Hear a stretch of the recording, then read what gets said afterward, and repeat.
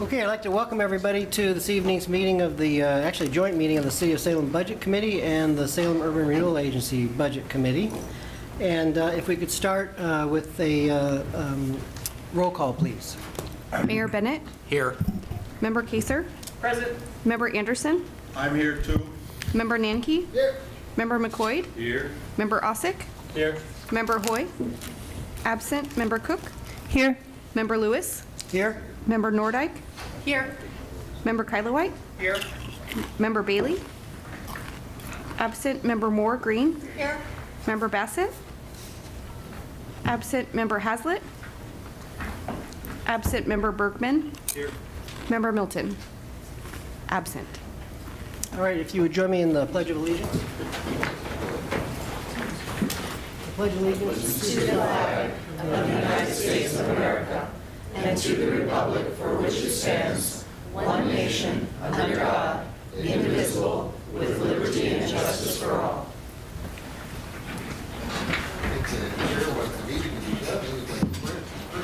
Hey. Okay, next on the agenda is a approval of the minutes of our last meeting. And Move approval? Second. any questions, comments? All those in favor of the motion, say aye. Aye. Opposed? Okay, the next on the agenda is the review of the Urban Development Department budgets and also the review of the Urban Renewal Agency budget. So we're going to have a 2-for-1. And I'm assuming that Director Rutherford will be doing both of those. I do want to mention also, we have a, under Agenda Item 6, a list of handout materials. Felt it would be best if there were any questions or comments on 6H or 6J. They seem to fit under this heading, and so they could be, if you have any questions or comments on either one of those agenda items, they could be incorporated in the comments and questions after we have public testimony. Okay. Director Rutherford. Good evening.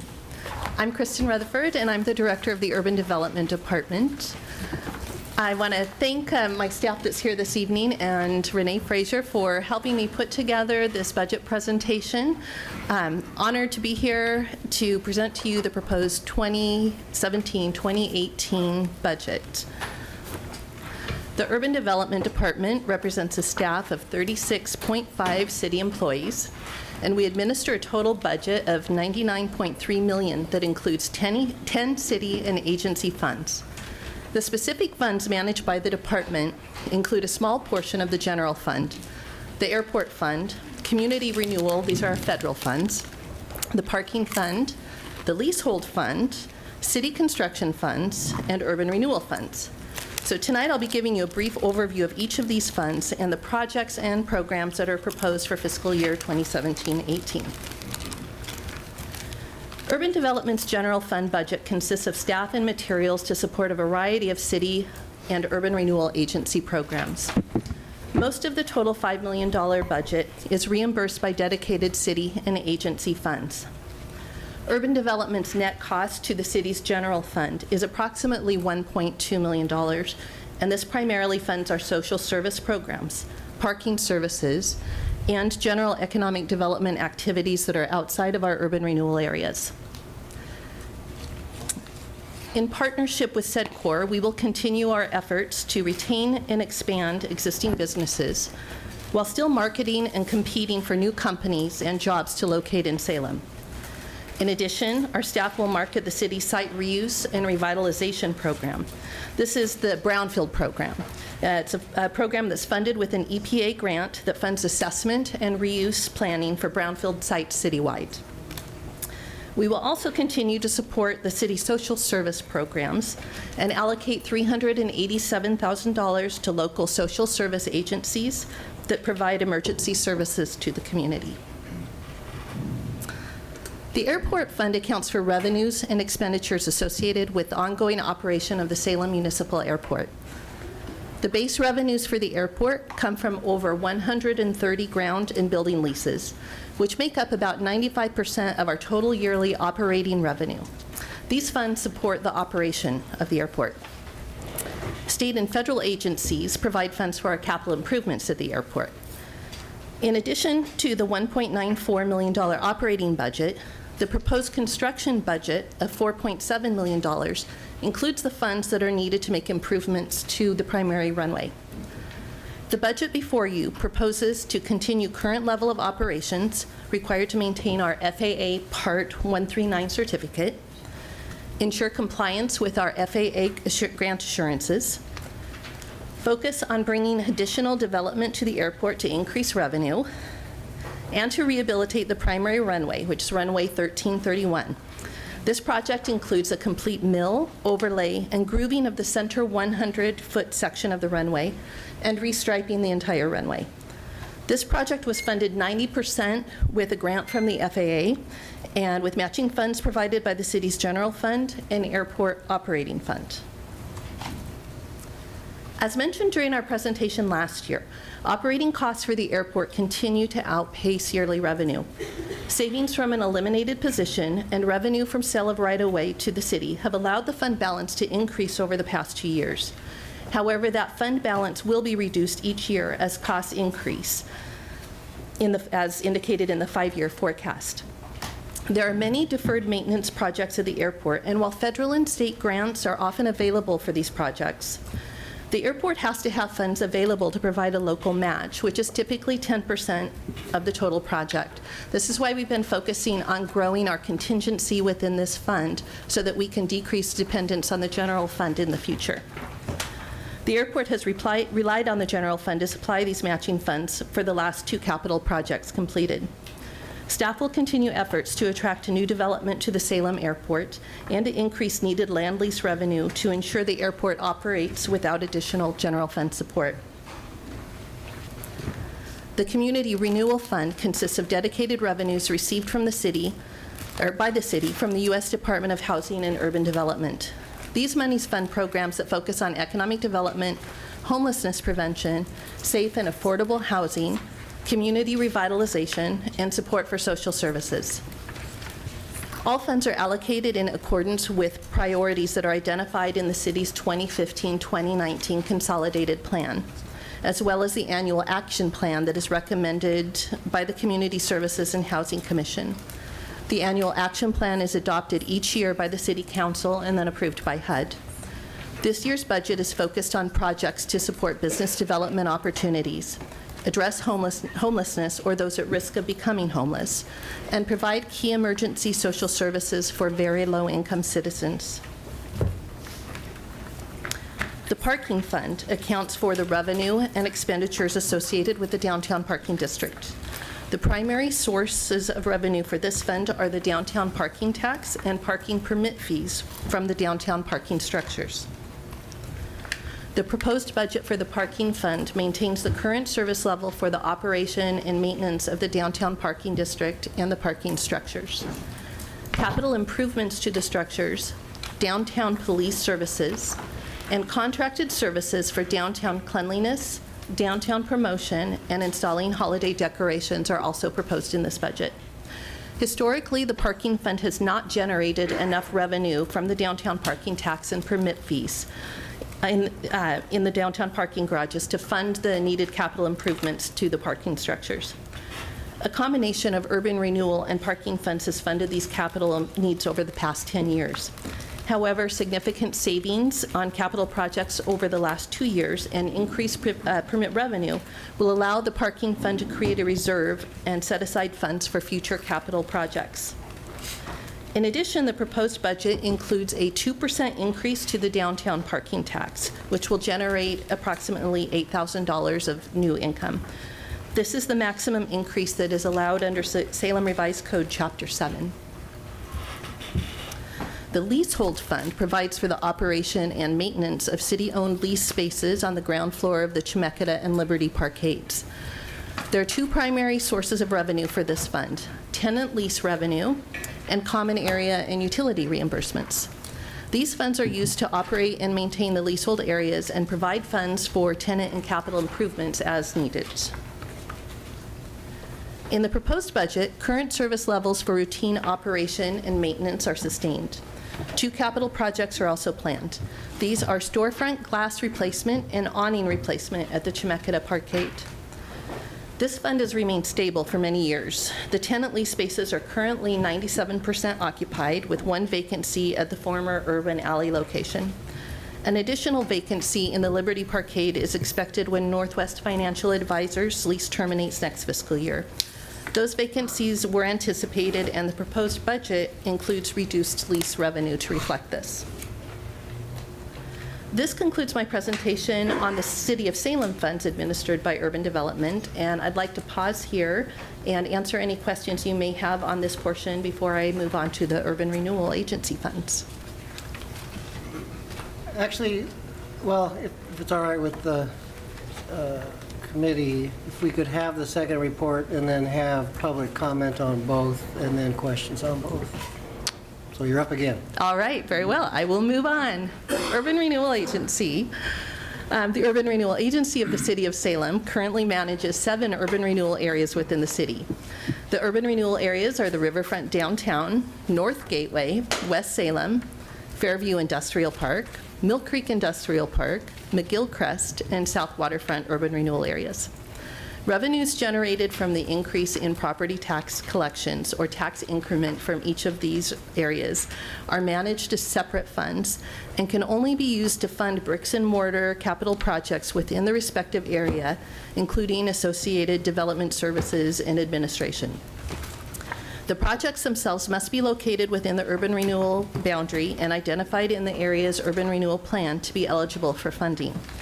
In Salem, urban renewal investments in water, sewer, roads, parks, trail connections, and restoration of natural areas, as well as investment in public-private partnerships, have opened blighted areas to private investment, created jobs, and enhanced the community's economic prosperity. In addition to eliminating blight, one of the primary goals of urban renewal is to leverage private investment to increase tax assessed value in the urban renewal area. To that end, in the Riverfront Downtown Urban Renewal Area, $3 million is proposed to design and construct streetscape improvements within the downtown.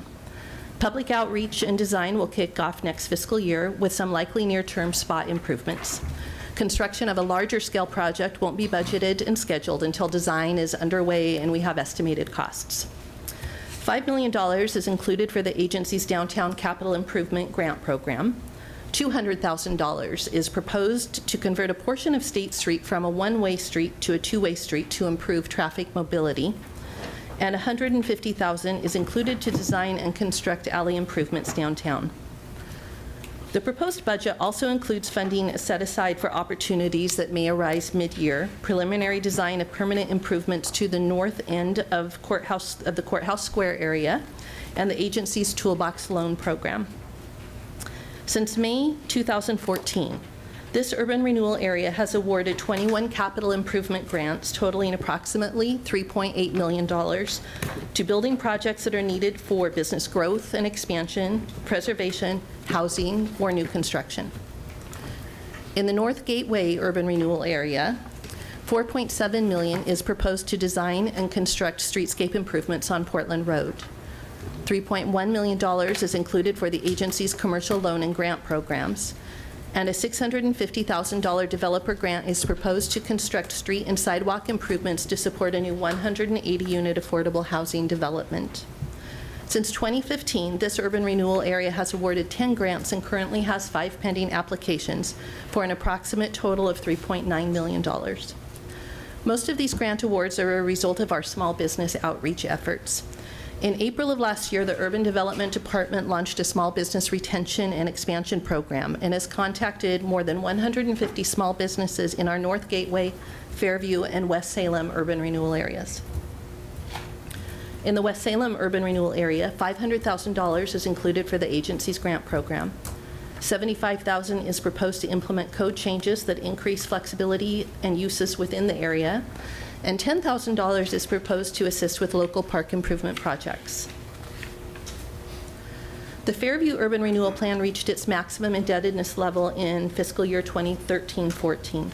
Tax increment collection has ceased and all existing debt is retired. The proposed budget includes $400,000 of funds dedicated to the small business loan program, and we have $1.8 million in cash remaining on hand. These funds that are remaining are from prior debt issuance that can be allocated to new projects. Staff is currently working to identify additional projects for the agency's consideration and will bring recommendations forward in the future. The McGillcrest Urban Renewal Area was established in September 2006 with the intent to provide funding for improvements to McGillcrest Street Southeast to stimulate private improvements, with the intent of providing funding for improvements to McGillcrest Street Southeast to stimulate private redevelopment and enable an additional 90 acres of industrial and 30 acres of commercial property to be brought into the city's urban service area. Funds are allocated in the proposed 2017-18 budget to continue design of improvements and complete needed right-of-way purchases that are necessary to complete the improvements to McGillcrest Street between 12th and 25th Streets. The South Waterfront Urban Renewal Area was established in 2007 to assist in facilitating redevelopment in and around the former Boise site. Due to the recession, tax increment has not accelerated at the rate anticipated when the urban renewal area was established. The fiscal year 2017-18 budget recommendation designates funds to be used primarily for staff efforts to continue working with the Pringle Square Development Team to address Pringle Creek pedestrian connectivity and related issues along the creek. That concludes my presentation on all of our urban renewal funds. All right, thank you. We now have an opportunity for public testimony on agenda items 4 and 5. Is there anybody that wishes to speak to the council or to the committee? And I don't see a sign-up sheet, so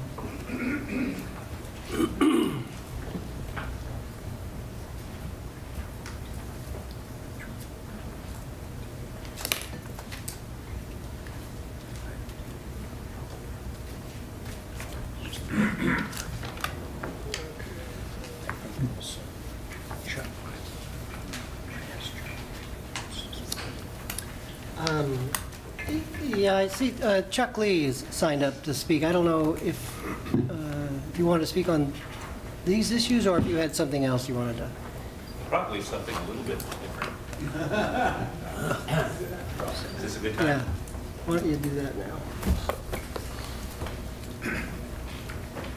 Well, good evening, Chair Lewis and members of the board. I'm Chuck Lee. 3501 Portland Road Northeast is where the CTEC facility is, and that's where I spend an awful lot of my time. I'm the president of Mountain West Career Technical Institute, and I wanted to come in public testimony tonight and try in 3 minutes to do 3 things. One, to thank the Urban Renewal Board for their support of CTEC. It's been huge. Secondly, I wanted to talk just a little bit about some of the things that are going on out there. And then third, I wanted to extend an invitation to all of you who haven't been out to CTEC to come out and take a tour and see our facility. Again, thank you very much. We received money from the Northgate Urban Renewal District, and it's been huge for us. Just a reminder, CTEC is a public-private partnership, and we're the private part of it, and our role is to purchase a facility, which we did. We purchased the Nielsen Manufacturing Facility on Portland Road, renovate the facility for CTE programs, and then furnish CTE equipment for 10 different programs. And then what we do is we lease the facility to the Salem Kaiser School District for career technical education for $1 a year. We're in our second year, getting close to the end of the second year. Just some interesting statistics from the first year. 94% attendance rate, 93% retention rate of juniors returning for their senior year. And again, a reminder that this is for juniors and seniors that are in the 6 comprehensive high schools in the Salem Kaiser School District. 97% graduation rate. 89% of the students achieved proficiency, and interestingly enough, 5 of the area valedictorians and 2 salutatorians graduated from CTEC last year. We've got kids involved in Skill USA, and In the first year, the robotics team qualified for the World Championships in Houston, Texas, where they competed against nearly 40,000 students from 36 countries. So we're getting great results.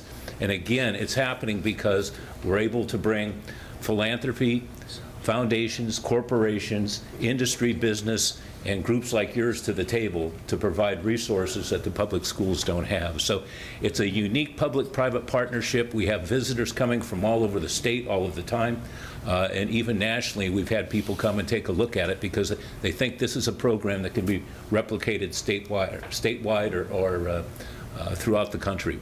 So we're very excited about that. Again, we want to thank you for your participation in making CTEC a success. We've got 4 programs of the 10 up and going. We started with the construction and manufacturing last year. This year it's been cosmetology and 3D technical design and television production. Right now we're constructing another third of the building for UAS, which is unmanned aviation systems, or as I say, drones and auto collision. And then the next 2 years we'll add 2 more, the year after that, and then we'll have the whole 150,000 facility built out. Interestingly enough, you know, our goal was to give kids hope. And what we found is that we're doing that, as you can see from some of those statistics. But what we're also finding is that we're giving the community hope by developing a workforce. That's been huge, and it's been kind of an offshoot of what we thought would be happening. We didn't even think about it really at the very beginning. We were just focused on doing something good for kids. If you could.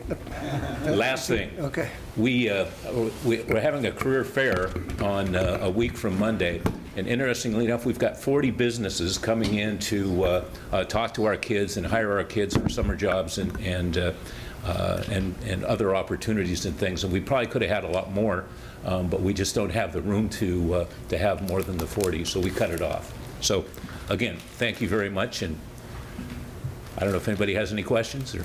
Any questions? One comment, if I could. I can't imagine anything more gratifying than to have folks from other parts of the country calling, saying, "What are you doing there in Salem, Oregon? Can we do it?" Yeah, and this could be replicated. So please come out and look at it if you haven't had a chance to do it. I gave you all a brochure. The email is an old one, but the phone number's current. So please give me a call and I'll give you the tour. Thank you. Thank you. We have a couple other on the list that I think fall under this category, and Dana, you can pronounce your last name for me. Thank you, Dana Vugdeveen, 401 Center Street Northeast, and Chairman of the Downtown Advisory Board. I just want to take a few minutes to thank the Budget Committee, the City Council, and the Agency Board for allowing us to be able to provide recommendations to how to execute the parking district funds as well as the Riverfront Downtown Urban Renewal Area. I did provide some written correspondence that's in your handout that summarizes where we were coming from, and I just want to put my vocal request to you that you support our recommendations as we move forward. And if there's any questions, I'll be glad to address them. Otherwise, thank you for your time. Any questions? Don't see any. Thank you very much. Thank you. And then last under this topic, Jim Vu.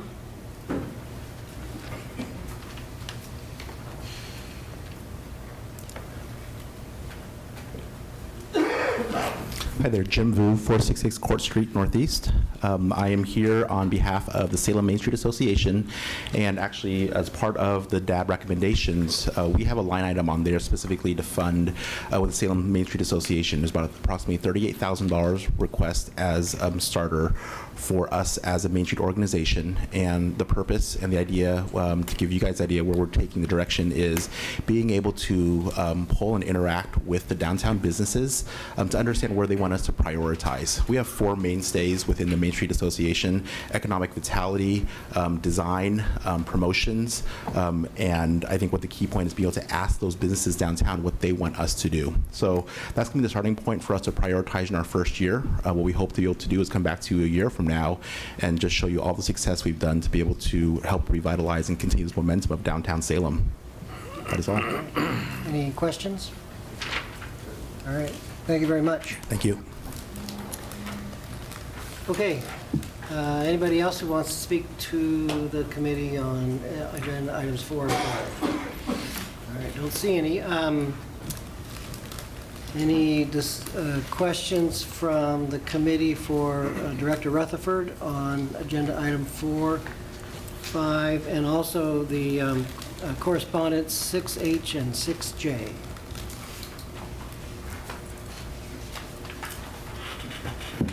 Okay, thank you. Mr. Member Anderson.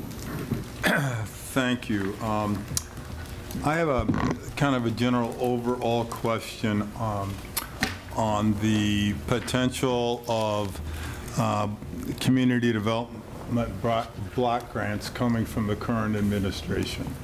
You know, you've got $1.5 million right here, which is terrific.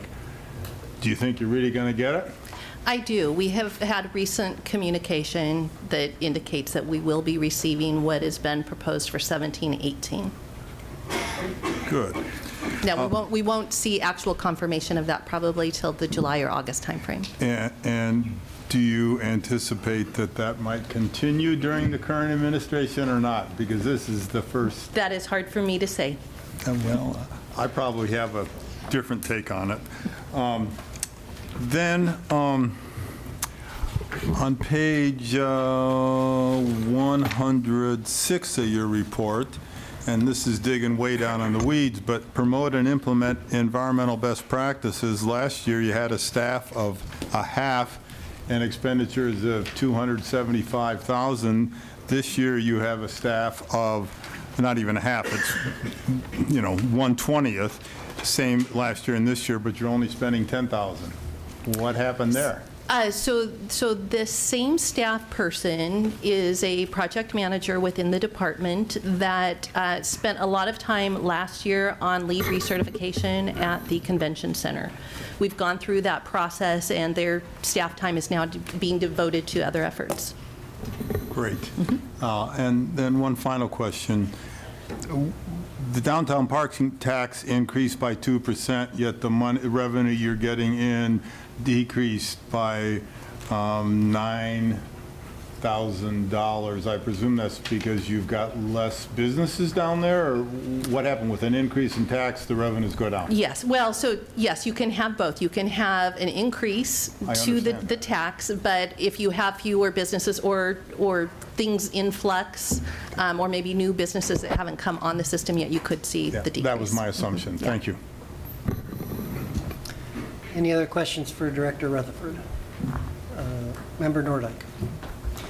Thank you. For the airport, can you describe what the usage of the airport has been like over the last 5 years, and whether you can forecast an increase, decrease, or any other change in the amount of airport traffic in the next 5 years?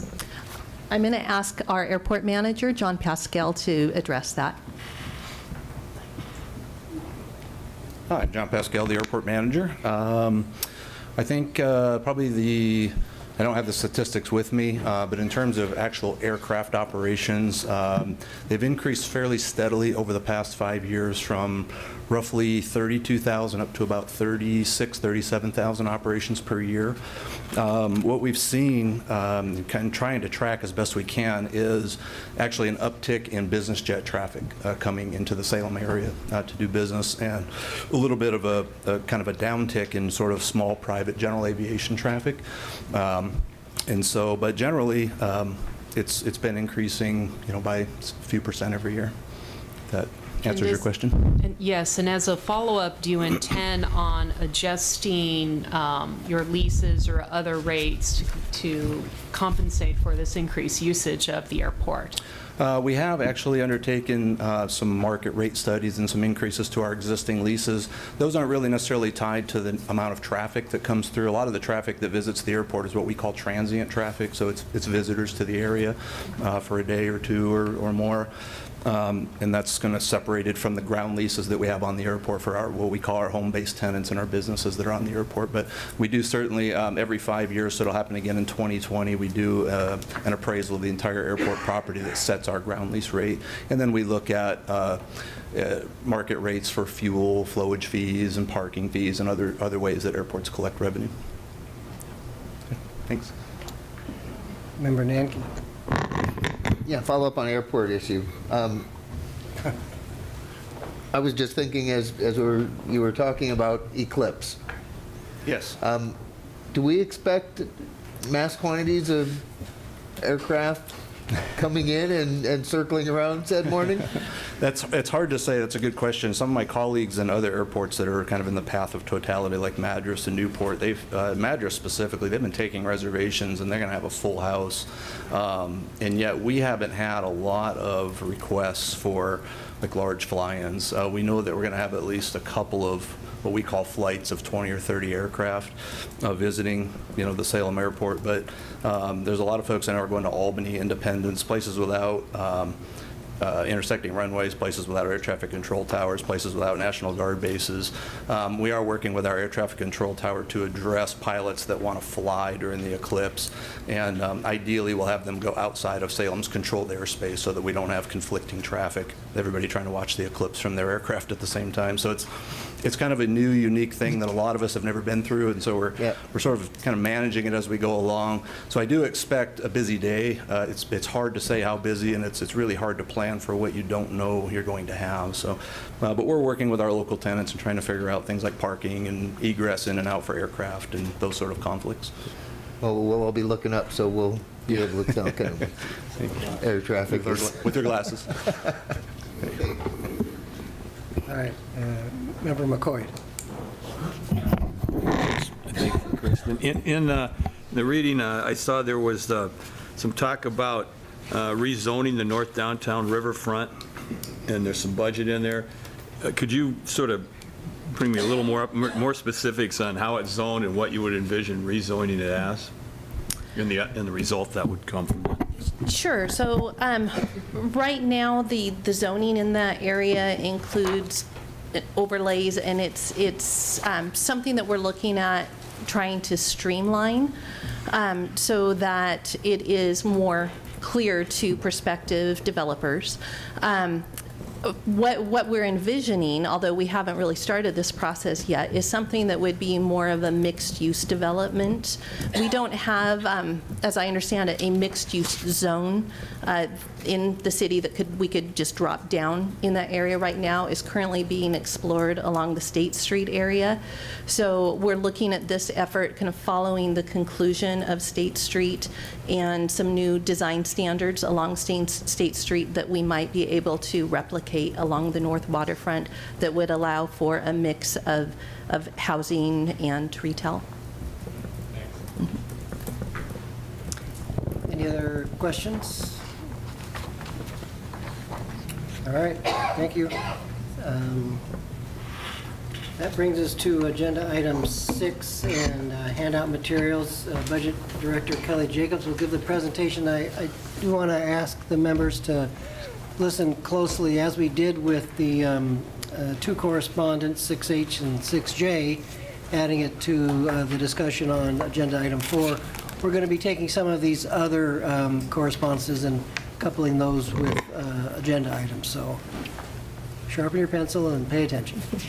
Thank you, Chair Lewis. And you're right, I will be deviating from from alphabetical order in my review of handout items. Some of these items are easy to group together and are related, in fact, and in many cases are related to other items on the agenda. So first of all, though, we'll start with A. So handout item 6A is a summary of Budget Committee actions through April 26, 2017. This handout material is a weekly status of Budget Committee activities. Item 6A reflects activities of the committee for 3 meetings in April, with a record of additions to the recommended budget, correspondence, information requests by the committee, and additions to the wish list. So moving on to items B and C. Items 6B and 6C are provided by the Public Works Department in response to questions from the committee.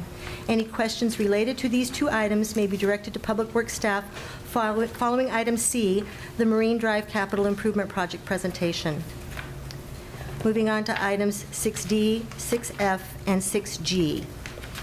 All of these items are related to the additional budget request presented by Municipal Court Judge Jane Aiken on April 17th.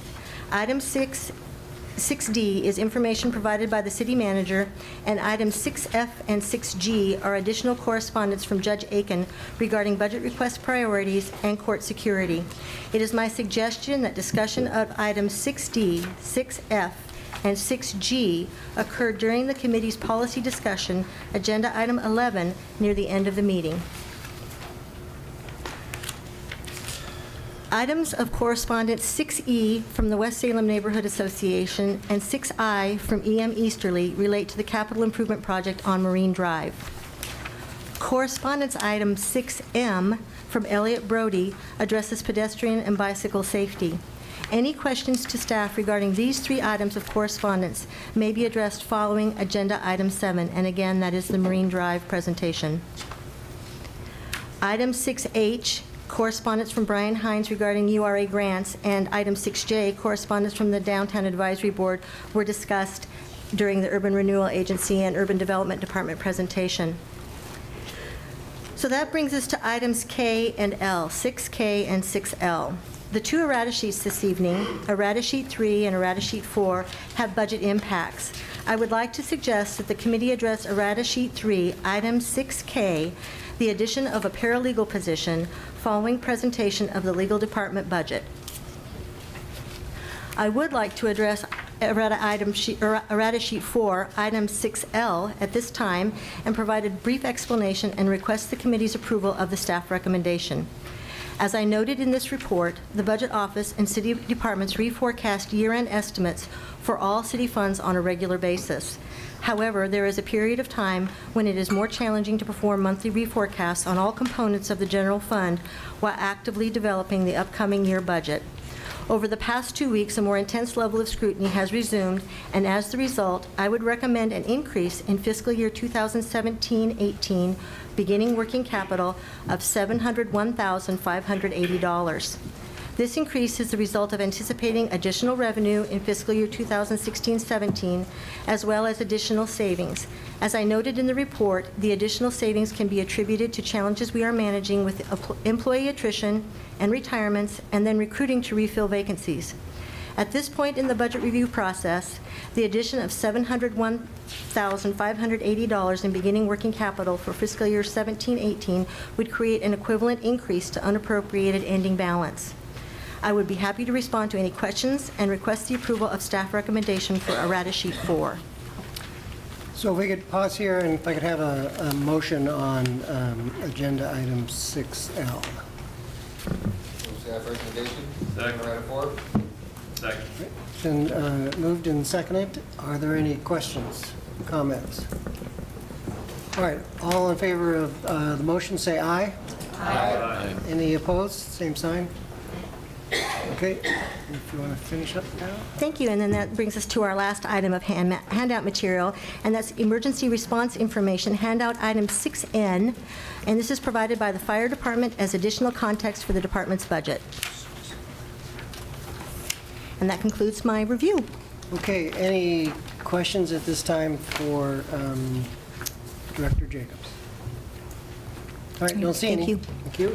We'll move to agenda item 7, and I believe there's a staff presentation by Vice Director Chandler.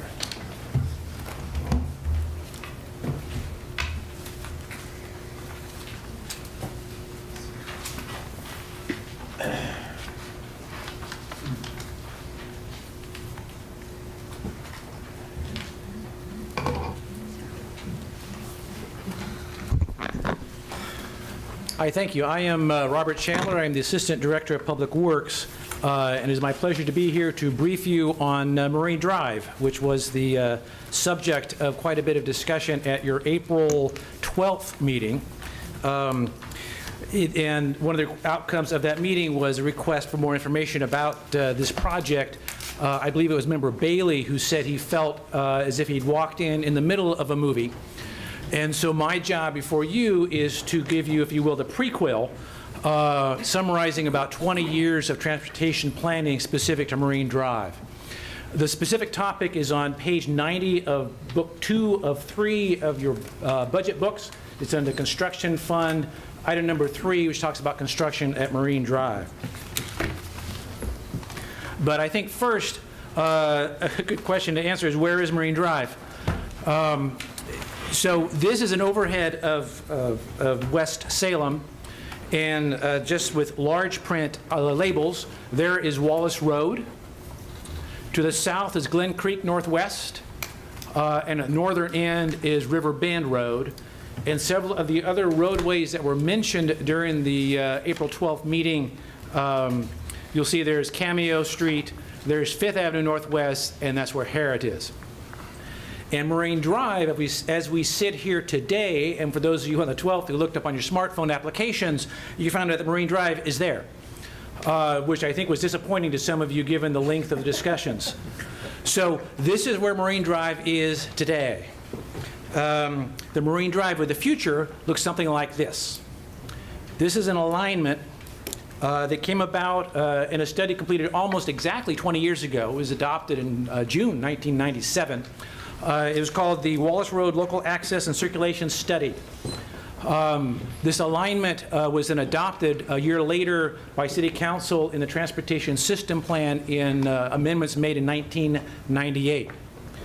So this, and this alignment, this proposed Marine Drive has been in the Salem Transportation System Plan ever since. And the issue is the budget line item that you have there is to construct Marine Drive in this segment here between Glen Creek Road on the south and Cameo Street Northwest. That has been in the budget book, that is in the budget book proposed. This was adopted in the budget last year. And what a number of folks talked to you about was, instead of constructing a complete street in this segment, rather spend the money. There's $3.6 million acquiring right-of-way along this segment. And so that was, in essence, the conversation that was conducted. How am I doing? That was conducted there on April 12th. So next thing, really, what is being constructed in here? Again, the reference there is item number 3 in your budget books, 2 of 3. You'll see it on page 90, and it designed right-of-way, design, acquire, and construct the improvements along Marine Drive to the adopted street standards shown in the Salem Transportation System Plan, and that is, so what is the adopted street standard, and that's what you've got. This segment, City Council's been very clear, and they've been very clear since this was I first found it in 2007 amendments, that Marine Drive in this segment will be one travel lane in each direction. The typical right-of-way for this type of street in this area is 60 feet. You get a third lane when you have a turn lane somewhere, and there are a couple places where there will be a turn lane. One travel lane in each direction. That is what is being constructed. That is the proposal you have there in that line item.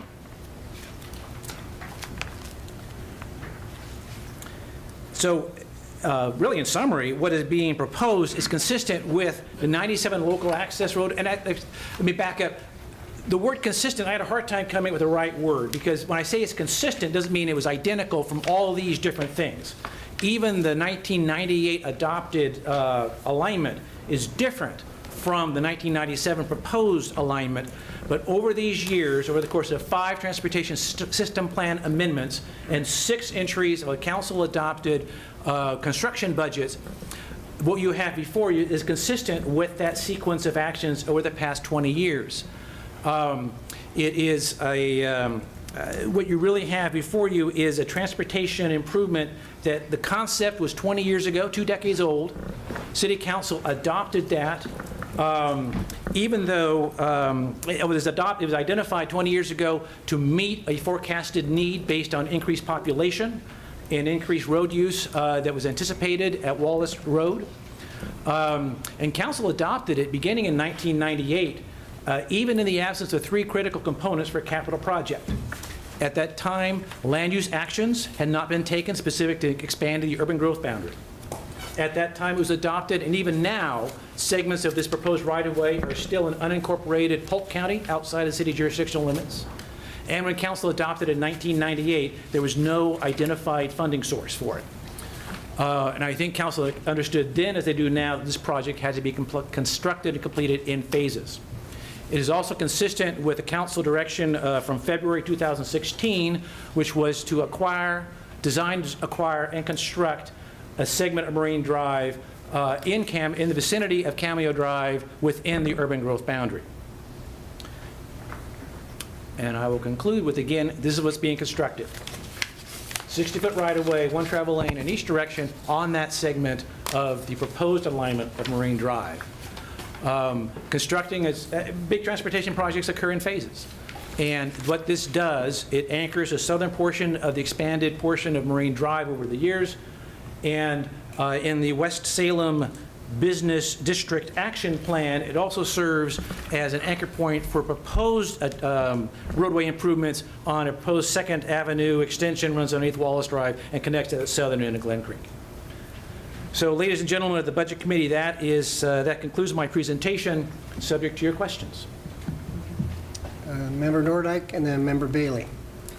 Thank you for your presentation. Does the city expect this construction to have an impact on bridge traffic? And if so, what is the forecasted impact? On bridge traffic, you're talking about the Salem River crossing, or the two bridges coming across, the existing bridges? The existing bridges. I don't know the answer to that. Whether this will impact that traffic. I don't know if we've even studied that. I'm not getting these shakes from my friends in the back row. No, I don't know the answer to that. Okay. Member Bailey. First a comment, and then a couple observations, then a couple questions. And in response to that, I drove that the other day to look at that route, and first of all, I can't imagine squeezing the right-of-way into that where the terrain drops off down to Wallace Road without taking out a bunch of houses. Maybe that's proposed. But at any rate, I've been involved in a lot of transportation planning over the years, both at the state level and then when I was on the city council in Oregon City. And I understand that things are built in phases. But I also understand that as reality strikes and you start to get into it, there are opportunities to drop back and take another look at things. And I guess I don't want to, this committee, I don't think it's the place for the Budget Committee to second guess the work of the City Council and with the Neighborhood Association and you folks to actually locate a project. My concern is there adequate money in the budget to do the job regardless of where it is? But I would suggest that, or my question is, what are the other steps going on right now for acquiring additional right-of-way, for actually expanding the urban growth boundary, although I do understand that that is not necessarily a precondition to acquiring or constructing this street.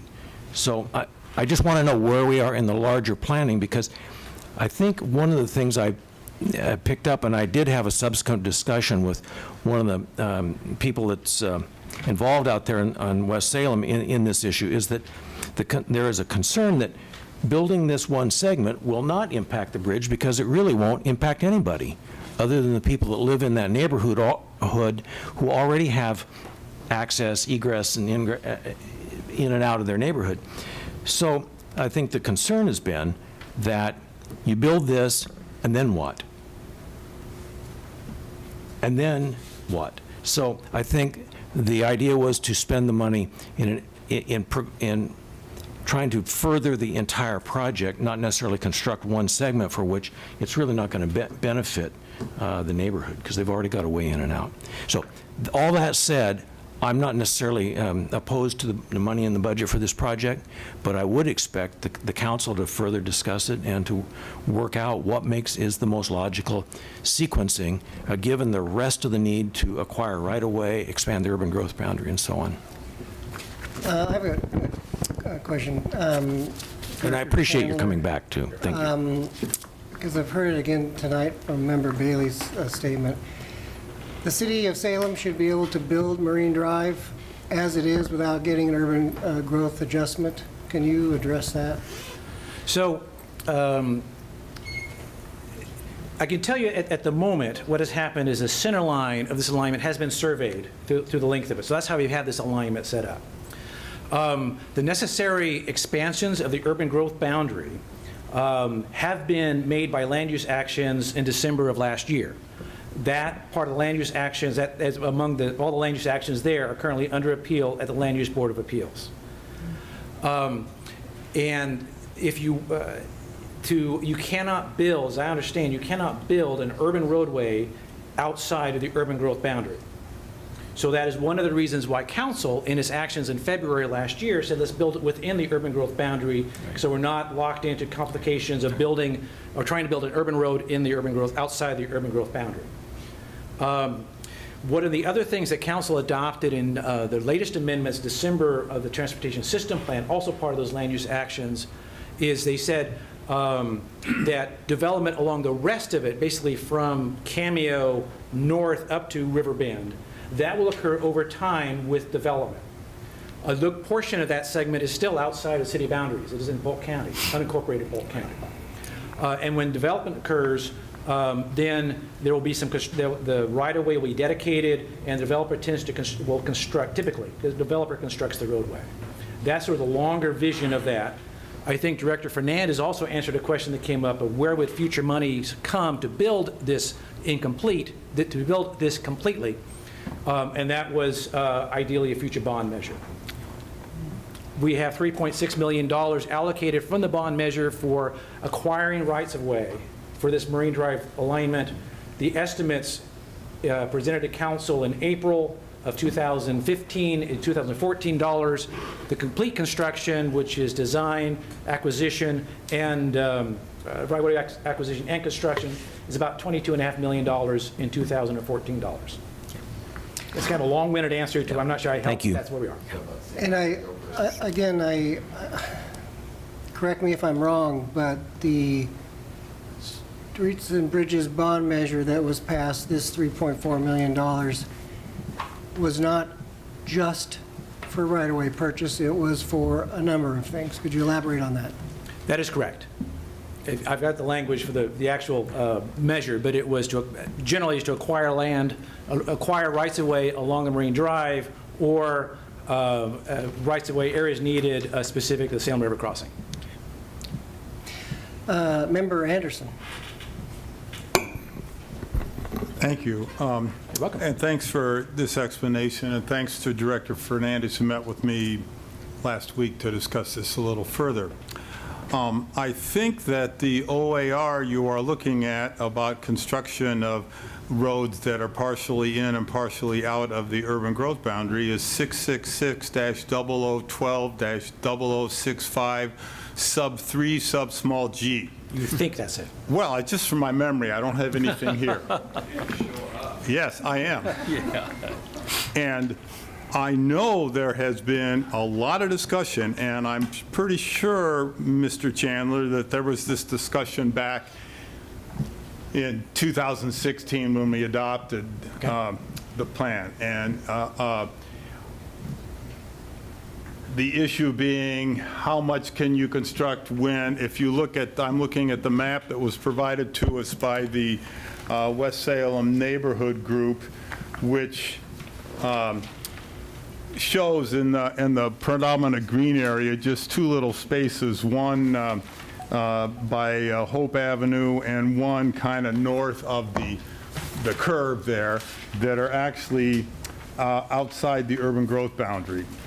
So I'm wondering, wouldn't it be possible for the city to write to DLCD and say, here's what your rule says, here's what we propose to do, that is, construct the northern part of Marine Drive, that is the northern part south of River Bend, where it's still in Polk County. Here's what we plan to do.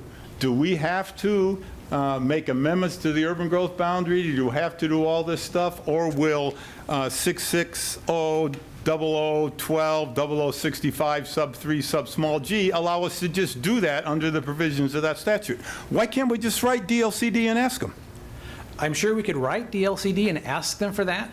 I don't know what the answer would be. I do know. Well, neither do I, but they would. Fair enough, but I do know also that with $3.6 million, we cannot build what is here. Well, that's not the proposal, as I understand it. The proposal is to begin buying right-of-way.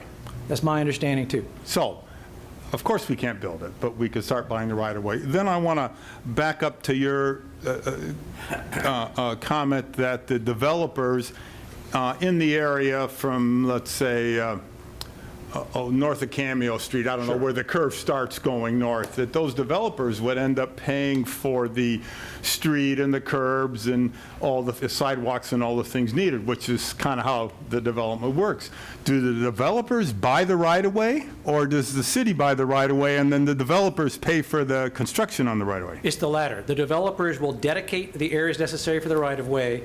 The city pays them for that Okay. amount of property. So- It's a land transaction. Yeah, so and the developer buys it. we're buying the right-of-way. Exactly right. And if we were to buy that right-of-way, would that not sort of incentivize, oh, God, I've made a verb out of a noun. You can verbify whatever you want. Yeah. Would that not sort of provide an incentive to the developers to want to build, because now they know there's the right-of-way there and they know they can build there easier? I don't know the answer to that. I know that whether having city-owned right-of-way adjacent to potential development or knowing that you've got a right-of-way Sure. lined up there, I don't know how that difference Okay. affects a developer. I honestly don't. Okay. It's a good question. Then, and this was raised, I think, by Member Bailey, let's say we construct the Glen Creek Cameo that is proposed in the budget. That's kind of a road to nowhere unless we rebuild the whole Marine Drive, isn't it? Because the people who live in that little segment of the 2 blocks or 3 blocks already have ways of getting out. Nobody is going to go east to end up going south or west, are they? So a road to nowhere is fine hyperbole. I don't. The issue, as I see it, is: do you want to build a road as an anchor point in a phased project, Or do you want to buy right-of-way? or do you want to buy right-of-way Okay. that sits there waiting for enough money to put concrete on it? Okay. And so the council had made the decision in February last year. This is Right. where you want to. And just so I really understand, and I'm sure this is the first time I've ever voted on something without exactly remembering what I voted on, but the actual vote was to construct that, not so much just allocate monies toward the project. And I do actually recall quite a bit of discussion about what can we do with the right-of-way north of Cameo Street that's in and outside the urban growth boundary, and even at that time there was some concern about that. Or I can answer your question. Please. It was February 8th of 2016. Staff came up with a recommendation that included not only the right-of-way acquisition along here, but also along the eastern side in Marion County. The discussion with council that went through that said, we're going to leave Marion County out of it and focus on right-of-way acquisition or Okay. construction here in Marine Drive. So- And the answer is that council said that we could authorize use of the Streets and Bridges General Obligation Funds for right-of-way acquisition and construction of Marine Drive Northwest, south of the urban growth boundary near Cameo Drive Northwest, and it was unanimous. Okay.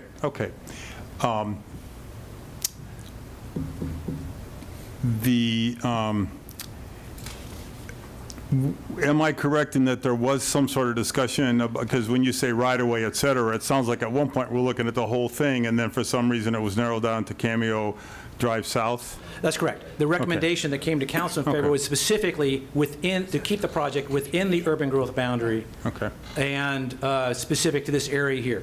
Yes. Yeah. Well, I will tell you that I rode my bike there on Saturday and went down every place and drove all the way up to River Bend, and even risked my skinny, tired bike by riding around all the quarry there and the construction there. And as I look at that, all that area in the urban growth boundary seems like it's prime area for development in terms of housing and other projects that would, be needed for the city. But it's pretty hard to do it without Marine Drive in some way, because then all you're doing is shoving all that more traffic over onto Wallace Drive, which I think was the whole intent to begin with the Marine Drive. Yes. Well, Marine Drive was initially envisioned and has been carried throughout the transportation system plan to provide local access and circulation. Yeah. And so I know you made a comment about the urban growth boundary expansion that is under appeal, but we can actually have this whole discussion just separate from that because of the planning that was done on Marine Drive. I think so, but there are two aspects to what's going on. One, of course, is the urban growth boundary and whether or not we can get an exception to whatever rules are necessary to build an urban roadway outside of the urban growth boundary. That was your list of numbers and sub 3 sub G subparagraphs. question. The other issue is that a significant portion of this alignment of Marine Drive is outside of the city boundaries. The far north end of it. Actually, give me a second, I'll tell you exactly what it is. So this is a figure that was in the adopted transportation system plan amendments from December of 2016. It's a little difficult to read, so I took the liberty of coloring in the alignment. I changed the color from yellow to green, sorry. That is Marine Drive. Okay. Also, you see kind of this faded purplish blue-gray thing, show shapes that show outside of city limits. So again, just to make it easier, that's PowerPoint, brute force PowerPoint, so it's not perfect. Those are the areas currently outside of the city limits. But within the urban growth? No. Okay. This is a separate thing. I've compartmentalized. These are the areas currently outside of the city limits within the unincorporated area of Polk County, and I don't know what county standards are for constructing a roadway in the county. Okay. So that's one of the issues here is that there's still an issue of annexation of these. What typically would happen is a developer would say, I want to develop this parcel of land. I will dedicate this portion for Marine Drive. We'll pay him for that dedicated area. I will build Marine Drive, but I also need water and sewer. And for water and sewer, we say, fine, if you want water and sewer, you got to annex. And that's why generally across the top here and in the Salem, or in the council adopted amendments, council was specific that said this area will be developed over time with development. Okay. So And, that's the issue. the process you've just discussed is the reason why there is a small segment of Marine Drive that is developed out on the north end. That's right. And like you, although I was driving, not riding my bike, it's a very small segment. Yeah. The question on the urban growth boundaries, I've got that here. This is prior to the land use actions. Okay. And that's the area, those are the areas outside of the urban growth boundary. That's the, I don't know what color, light green, I don't know what color you would call it. Chartreuse, that's what I was going, yeah. So, whatever. Yeah, okay. That's right. Helpful? Yeah, thank you very much. Any other questions? Member McCoy. I guess for my edification, if you said we're not building the Cameo Loop and we're going to take that money and we're going to buy right-of-way, how much right-of-way would it buy? How much right-of-way would I mean, it buy? that shows us buying almost all of it in the one slide, but would we purchase that? I'm just curious. So, in a staff report to council in April 2015, we gave rough estimates, and you know, engineers with computers can give you an estimate down there dollar when the error bars are like 20% either direction of this. So, round generously. In 2015, and this is 2014 dollars, this is a summary from the tables out of that staff report that shows completion of Marine Drive is about $22.5 million with money from 2014 basis. And those are the segments of that. And we've got $3.6 million toward that. I know that one of the advocates for acquiring rights-of-way also said, depending if there's money left over, we can construct portions of that. I don't know, I can't tell you because I'm not sure what segments those advocates were specifically looking at, how much of that $3.6 million will be left. Marine Drive functions best as providing local access and circulation if you also acquire rights of way and build a road out to Marine Drive or to Wallace Road. So I don't know how much of that 3.6 would be left. So, and you referenced that, you know, moving forward, if you built this Cameo to Glen Creek, or whatever, wherever it goes there, right. That road, that sort of the natural order of things might be, as this started developing, you'd be purchasing right away from developers once they'd built the road, and is that right? That's the expectation. So let's say we build this, where does that money come from to purchase that right away moving forward? We could probably use, we might be able to use transportation system development charge funds. That's an appropriate use of that, assuming it's within the urban growth boundary. Thank you. Member Anderson. Thank you for your indulgence, Chair. Having said that this can be looked at completely differently than the current action that's in front of LUBA, I'm now going to ask you a question relating to that. Okay. And Director Fernandez and my conversation, I understood that no matter, let's assume the bridge comes in, that the LUBA appeal fails, whatever would be built on the segment that is proposed to be built is not going to change. It's a 60-foot right-of-way now. It would still be a 60-foot right-of-way then. That's correct. Okay, okay. And the only additions because of the bridge would be up by where the bridge comes in at Hope Avenue and connects to Marine Drive. You'd have to have 80-foot right-of-way there for turn lanes and on and off ramps and that sort of stuff for a short segment. That's correct? I'm looking at Director Fernandez. He's nodding, I think. So, yeah. whenever the bridge is built, yeah. it's expected to land there at Hope Avenue. Yes. At Hope Avenue, you will need 80 feet right away. I don't know where the 80-foot number came from. Yeah. What you need to do is add more. That'll be more. There will definitely be more than one travel lane in each direction because you have to have turn lanes for traffic coming on and off. But the right-of-way that is proposed now between Cameo and Glen Creek will still be the same, regardless of whether the bridge comes in or not. Council has been very specific that we are to build 60 feet of right-of-way, 60 feet. Travel lane in each direction on this segment here. It's been that way since 2007 or earlier. Because I recall at this earlier discussion, we had a sort of a big discussion about if we were to buy right-of-way north, will we need 60 feet right-of-way or 80 feet right-of-way, and how does that? But as far as the street that's proposed now, it's only 60. It will always be 60, no matter what happens. It will always be 60 unless council decides to change it. Got it. Thanks. Thank you. Any other questions? I have a couple. No. Okay. It's my understanding that ever since let's say the last 20 years, the plan has been to have the street, Marine Drive, go from Glen Creek north to River Bend.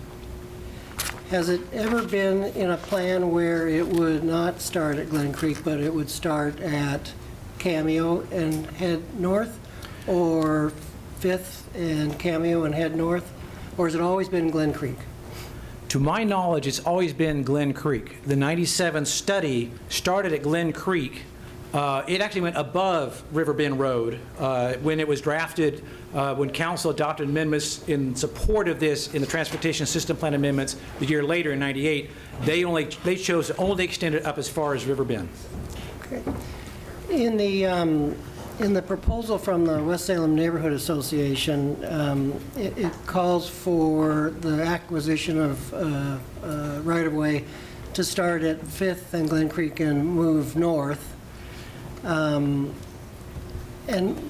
I'm just curious, if that were to be done and we still needed the connection to Glen Creek, we would have to use streets like 5th Avenue to head south and, whether you go through the Ross parking lot to get to the other street or not, or you go up a little bit and take I think it's Tabin that has all the buses on it.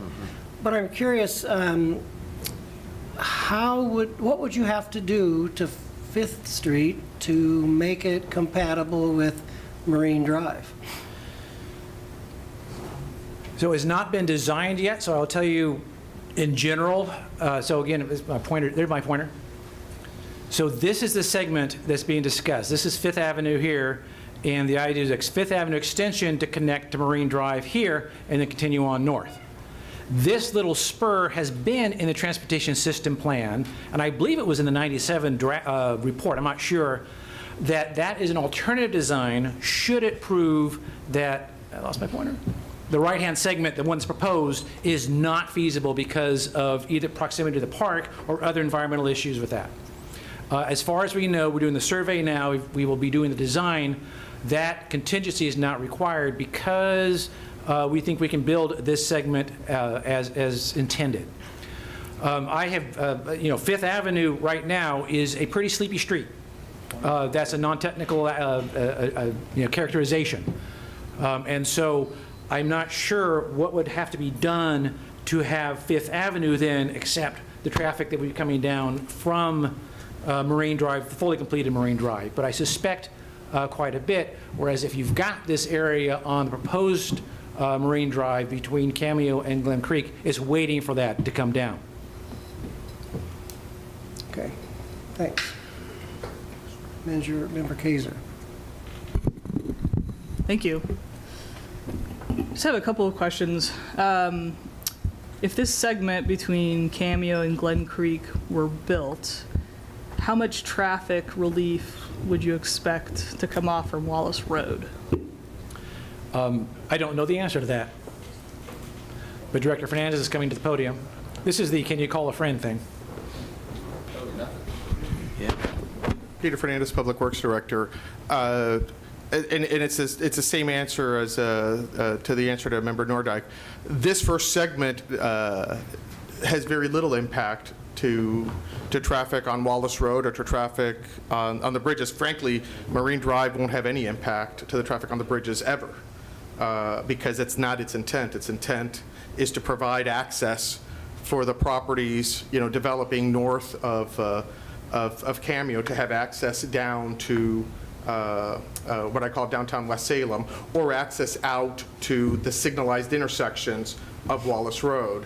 So this first segment won't have any impact, certainly no perceptible impact to Wallace Road. It's just as Mr. Chandler says, it just establishes the first phase of the project. It's a defined, it's an expenditure that gives us a defined project rather than pieces of right-of-way that may or may not be in and out of the city or in and out of the UGB. That's what the council did. This was debated quite a bit last February 2016, and this is what the council decided, to establish a complete project, to fund a complete project. Okay, so no, wouldn't provide any traffic relief for Wallace? No. This section? No. Okay. If this section were built, I think coming back to Mr. Chandler, you were talking about that you're hoping development would continue north of that. Is that Yes. correct? My question is, can a developer develop outside of the UGB? Since it looks like at Cameo right now, we're outside of the UGB.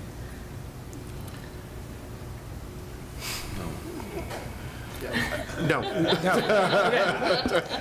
That's a simple answer. Okay. No. Yeah, No, they have to, it has to come into the UGB and it has to be annexed. Right. I mean, there's some small exceptions, this and that, but the answer really is, there's no urban development So in outside order the UGB. for a developer to develop north of Cameo, so say this was constructed and they're looking at, this is a good development because we've got this Marine Drive started, that would have to be within the UGB before they could even start. That area 3 that's there is outside of the UGB and outside of the city limits, so that has to come in, and then that has to be annexed. Right. And then the same thing with the lime green, and then Robert had the other with the pink or the lilac there that are outside of the city. So those two steps have to take place for the street to be able to be completed. Okay. So theoretically, if the UGB is not expanded to include that, then the road would kind of end right there then at Cameo, unless that UGB was expanded. If the UGB is never expanded, then that's all we'd get. So, right. And But it would make for a good expenditure of the money, because at least we'd have a street with the money that we have to spend on this project, because it's in the bond as a line item, as opposed to having property that we couldn't use anyway. Okay. And my last question, if this segment's built, how many residences are you expected to be impacted by the constructed of it? And I guess by impacted, I mean both demolished and then just kind of Yeah, closer to the road, that sort of? So there's a handful of houses south of Taban, 2 duplexes, 3 duplexes that are going to have to be taken. And I believe that is it. Then the segment that is in the Polk County Housing Authority piece. In fact, Mr. Bonnet is here, and he's going to tell me. There are 2 houses. The Salem Housing Authority is, yep. Right, so 2 houses that are taken, and then Salem Housing Authority, or Polk County Housing Authority, I think we're taking their laundry room, or there's a shed, and then the street will be closer. So, I mean, what they have is a little private access road that goes around them, so they would now have a street that is closer to those apartments. We've talked to the Polk County Housing Authority. They've known this for years and have never had a concern about it. Okay, thank you. Thank you. Any other questions? Member Bassett. Good, thank you. I have to announce a potential conflict of interest on agenda items that relate to Marine Drive. My wife and I own property east of 2030 Wallace Road, specifically tax lot 565287, which does not have frontage on Marine Drive, but it is nearby. It's a 1.5 mile road. And I just have 2 quick questions. The 2008 bond, Marine Drive, was a named project, and that's been 9 years ago. I'm concerned about lost buying power of not using the funds in the meantime, so that you can buy less now. And I'm also concerned about developments that have been approved by the city that actually increase the costs to the city later on. Specifically, the River Valley subdivision cost about $1.5 million to take out the houses that were developed in the right-of-way to Hope. And that's the thing about this hodgepodge development. You want systematic development of undeveloped areas. And you've got a low-income housing project. CASA of Oregon would like to build 40 low-income housing units. They can't connect to Marine Drive, so they have to go through an easement and a parking lot and a memory care place. And so I would just ask, can development continue to put housing projects in the way of this if it's not protected, and will the cost go up? Thank you. This, the right-of-way for Marine Drive is an adopted alignment, so development is not allowed on any of those pieces. In fact, I want to correct what Robert has said. Because it's an adopted alignment, if development is being built abutting to it, developers actually have to dedicate that right-of-way, so we'll actually get portions of that right-of-way at no cost. What we'd have to pay for is the construction of the street, but not the right-of-way, so it's a little backwards. In terms of the, so there'll be no construction on it because it's already an adopted alignment in the council. It's in the transportation system plan, so property owners and developers know this. With respect to the buying power issue, this is, bonds are adopted when they're adopted. Council struggled with this issue for a number of years as to what to do. Should we buy right-of-way or not? And when the decision was finally made, we're ready to take action. And that's not unusual for any of these projects, the length of time that it takes to fund them and to bring them to fruition. I wish we could do things a lot faster. Any other questions? Okay. All right. Thank you very much. Seeing none, thank you. Mr. Chandler? Actually, it begs the question. Not a lot of questions. Okay, next on the agenda is the review of information from technology. And Krishna, is you here? You want to come down?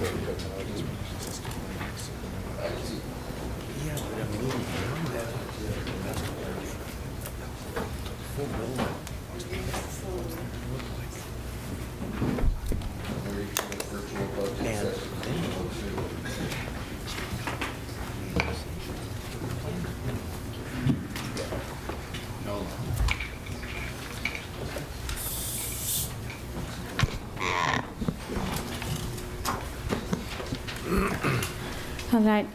Good evening, Chair Lewis, Mayor Bennett, councilors, and budget committee members.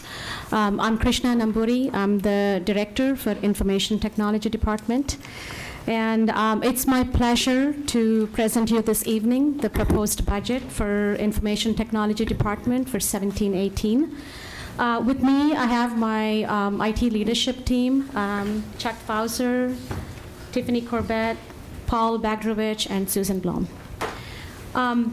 Activities for the IT department are funded in 4 separate funds: General Fund, Construction Fund, City Services Fund, and Trust and Agency Fund. I will start with the General Fund presentation, and then I'll work my way through the rest. So the proposed budget for IT is $7.896 million, and it includes 5 additional FTE, and I will be talking about that in a minute. The total position count for IT is 47. Those are 47 full-time employees. On top of 47, we do have part-time employees at IT, and the funding does include that. Those approximately 3.25 FTE, and what those are intern positions. Over the past few years, the internship program has worked really well for us. It helped us in many ways. One thing that it does, we are able to explore talent and from local schools and universities, and that helped us with the recruitment process. And we also have been using this program as a mechanism to shift lower technical work to help staff with their workload. And it also helped us to meet the business needs and also reduce project expenses. So what you're looking at, the services we provide to the community, they come in 2 pieces. What you're seeing there is the external services we provide. So I'll talk about that. And my next slide, I'll talk about what it takes behind the scenes to provide these services to the city departments and to the community. So technology for essential city services is provided through applications and systems we support. And we provide online solution for easy access to city services. We actually did deploy a couple of years ago utility billing payment system. And right now, 42% of our customers use that online service to pay bills. We did deploy Parks and Recreation registration and payment system for the community a month ago. We do have already 400 registrations done through that system. Just 4 weeks ago, we deployed our new website for the community. So one thing that I do want to talk about, that's all these online services, we actually did that using our existing IT resources. We have not taken any consulting help on that. I do want to thank and acknowledge IT staff for their commitment and dedication on the work that they have done on these. So IT staff have been very proactive, working with the departments, providing solutions to increase operational efficiencies and staff productivity. We do provide help desk support for all the city departments. GIS and mobile solutions are provided to all of the city departments and also to other agencies. Our data is shared among many agencies and with the public. What we are hoping is to expand this service and provide that open data to the community. So, so these are the things we have to do behind the scenes to provide those external services to the community and to the city departments. So network infrastructure management, we manage servers and the network equipment. City IT has always maintained applications over the years, but the one thing that we did expand our business over the past few years, where we started doing in-house application development. That's a new thing. We actually started it 4 or 5 years ago, and that actually saved the city quite a bit of money through that. And network security is important to us, and IT is in charge of procurement and administration of all of city technology purchases.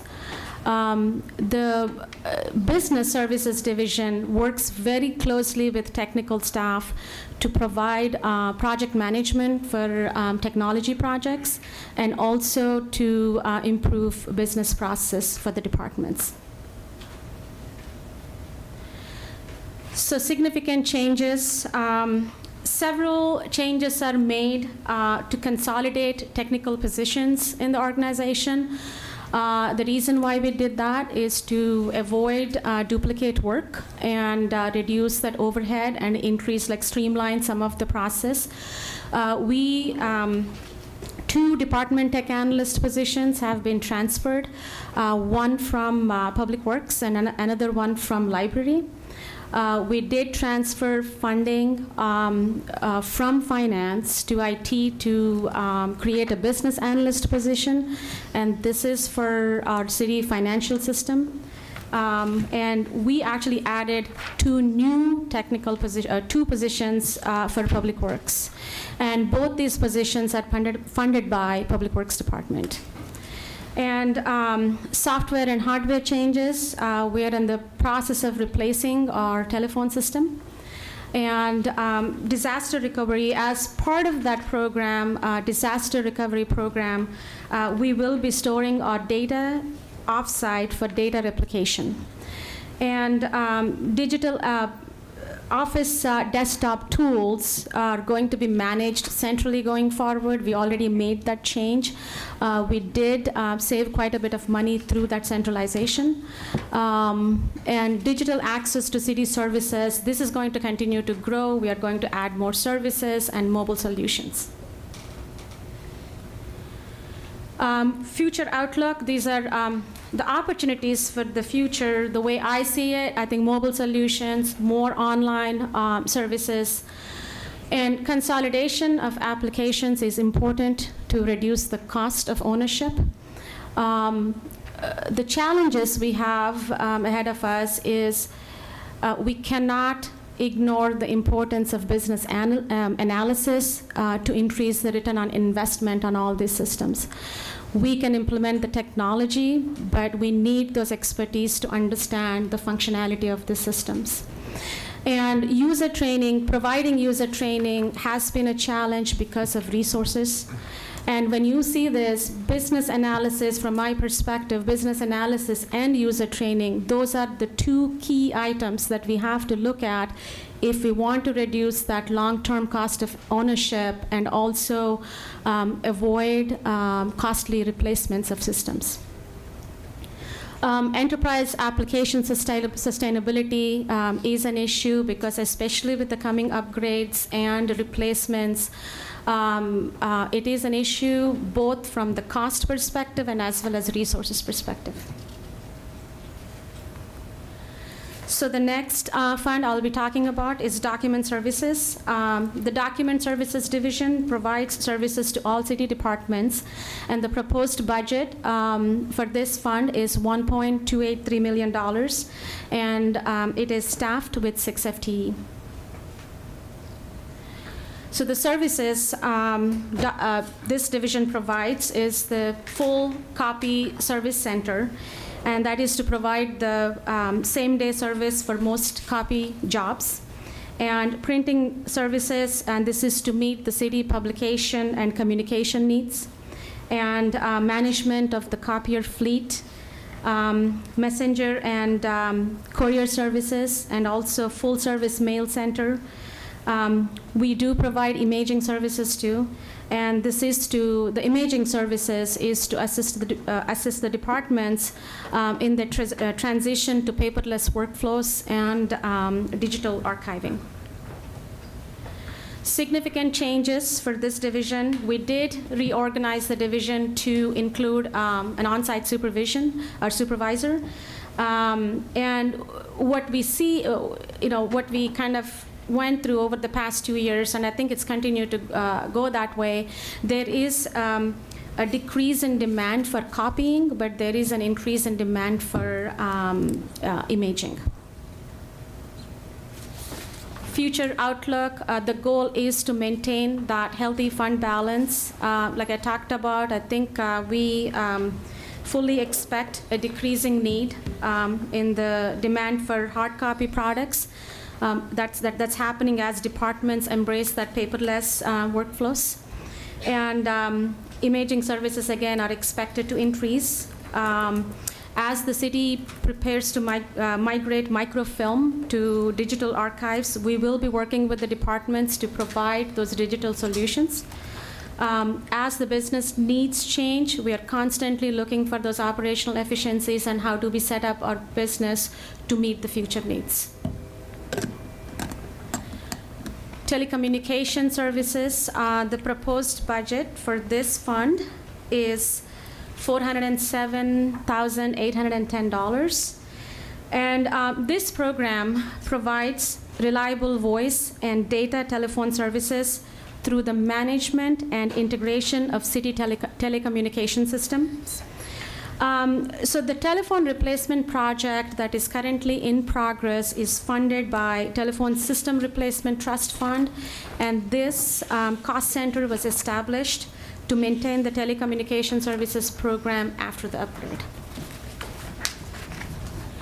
And the services that are provided through this fund are unified communication, and of course we will be providing that reliable infrastructure for the city staff. Future outlook, with the new technology and the new infrastructure, what we see is a reduction in cost of ownership for this system, and also we see increased functionality.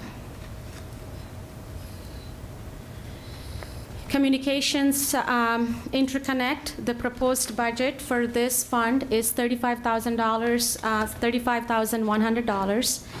And this program ensures that reliable fiber connections are provided to customers through a managed system. And the services that we provide through are the fiber services to the city and as well as to other agencies, and also maintaining that reliable network for the fiber. Future outlook, the goal is to have that sustainable fiber network for the city and as well as to the agencies that we are offering, and also to provide that redundant fiber infrastructure. With that concludes my presentation. All right, we'll have public testimony, if any, and then we'll get back to questions. Is there anybody who wishes to speak to agenda item 8? All right, seeing none, we're at the review and questions. Are there questions? Member Bailey. Thank you very much. I'm actually surprised that there's not more, that you're not looking for a big pot of money to replace equipment. Did we go through that over the last couple of years? Upgrading the desktops and all of the computers that people use? Are we in pretty good shape that way? Yes, we are, and I'll answer that. I think there are two pieces. One is with the desktops and the other computer equipment the city owns. We actually are working with the departments to find that replacement cycle, and we have been on top of that. So that actually helped us to increase, kind of save some money there. The other piece where you're seeing that there isn't much increase in the controlled equipment and some of the servers is, and I do have to give that credit to the networking division, and Chuck Fauser is right here. Under his leadership, the staff actually have come up with the ways to consolidate some of the servers. They actually made a recommendation with a new platform to reduce the cost to those servers, and and other network equipment that goes with it. So that change, actually, I don't remember the number, but I don't know if Tiffany remembers that, but we saved quite a bit of money through that. And it really completely came from Chuck and his team. So. Well, super. Well, that's good management. Member Cook?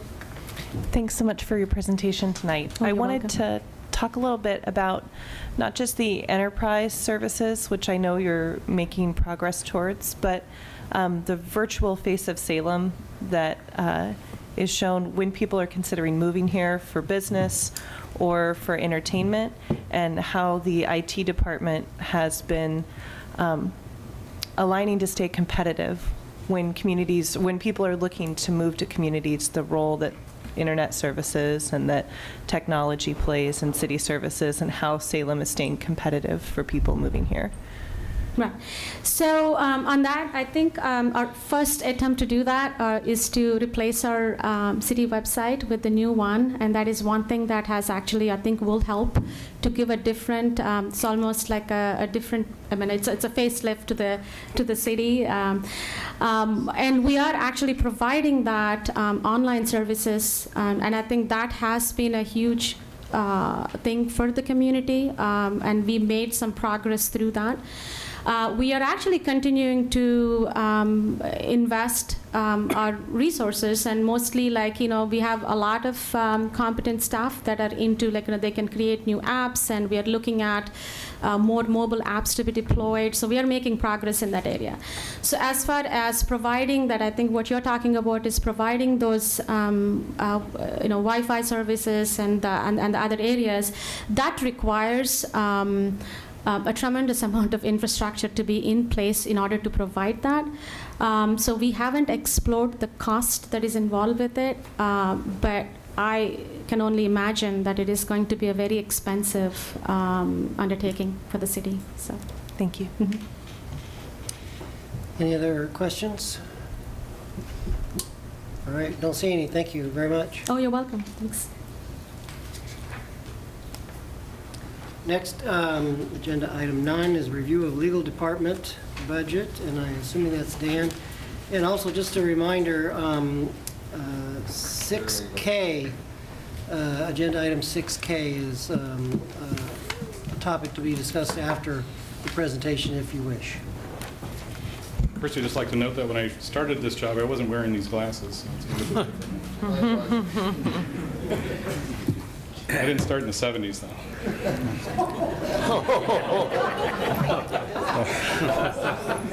Chair Lewis, Mayor Bennett, members of the committee, I'm Dan Atchison, Salem City Attorney, and I'm presenting the legal department's fiscal year 17-18 proposed budget.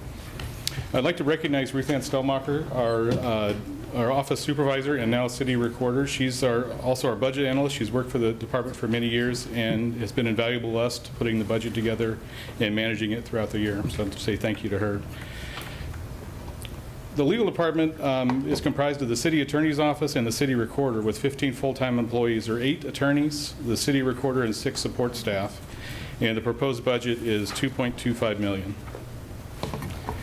The department is a full-service law office acting as general counsel, prosecuting crimes through municipal court, and representing the city in civil litigation.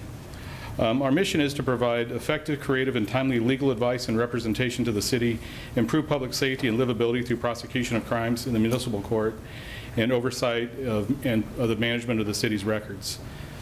The department's benefit to the city is difficult to measure simply by counting the number of contracts or cases we handle or the number of ordinances we draft. While our primary goal is to ensure the city follows the law and avoids liability, we also strive to offer creative, real-life solutions to the departments to help them reach the city's objectives. The department also serves as forfeiture counsel for the city and has assisted in recovering over $120,000 with over another $1 million in pending claims in fiscal year 16-17. And over the past year, our civil litigation team successfully defended the city against a number of cases in state and federal court and assisted departments in resolving a variety of claims short of litigation. The city recorder is a vital part of the department and performs a variety of essential functions for the city. The recorder is the clerk to the council, the city's elections official, records manager, and archivist. The recorder also serves as the office supervisor, providing administrative support for the city attorney and supervision of the department's administrative professionals. In 2016, the recorder processed 16 candidates for 4 council positions, including the mayor, and 2 ballot measures. In 2017, we processed 4 candidates for the May 2017 special election for Ward 6 and ballot measures for the May and November 2017 elections. In 2016, we reorganized the department and combined the office supervisor and city recorder into a single position, added a deputy city recorder, and reclassified a staff assistant as a legal assistant. The reorganization did not change the total number of employees, but it did result in a more efficient structure and provided a savings in personnel costs. In 2017, the city will be adding a litigation paralegal, that's the errata sheet that you have, that will be funded through the self-insurance fund. The paralegal will provide much-needed support to our risk and litigation team that will enable the city attorney's office to take on more complex, labor-intensive litigation and reduce the city's costs for outside counsel. The city has experienced an increase in the number and complexity of public records requests over the last few years. During the first 3 quarters of fiscal year 15-16, we processed about 349 requests. In the first 3 quarters of 16-17, we processed 393 requests, which is over a 12% increase. In addition, the city has received additional complex and broad public records requests, requesting emails going back decades, as well as related documents. These requests consume time and resources for the recorder, for the attorneys in my office, the IT department, who has to search for those records, and the responding departments. We are investigating a software solution to assist in managing public records requests that may reduce response time and costs and provide a more up-to-date information to the public.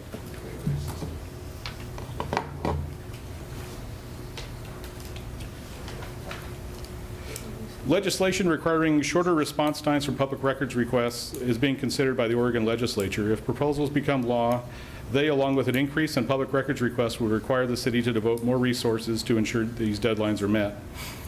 The department's prosecutors have agreed to participate in the Law Enforcement Assisted Diversion Program, or LEAD program, which attempts to provide services to habitual defenders of quality of life crimes in our community before charges are filed in court. If effective, the program could reduce workloads for prosecution, police, and the courts, and provide needed services to our residents in need.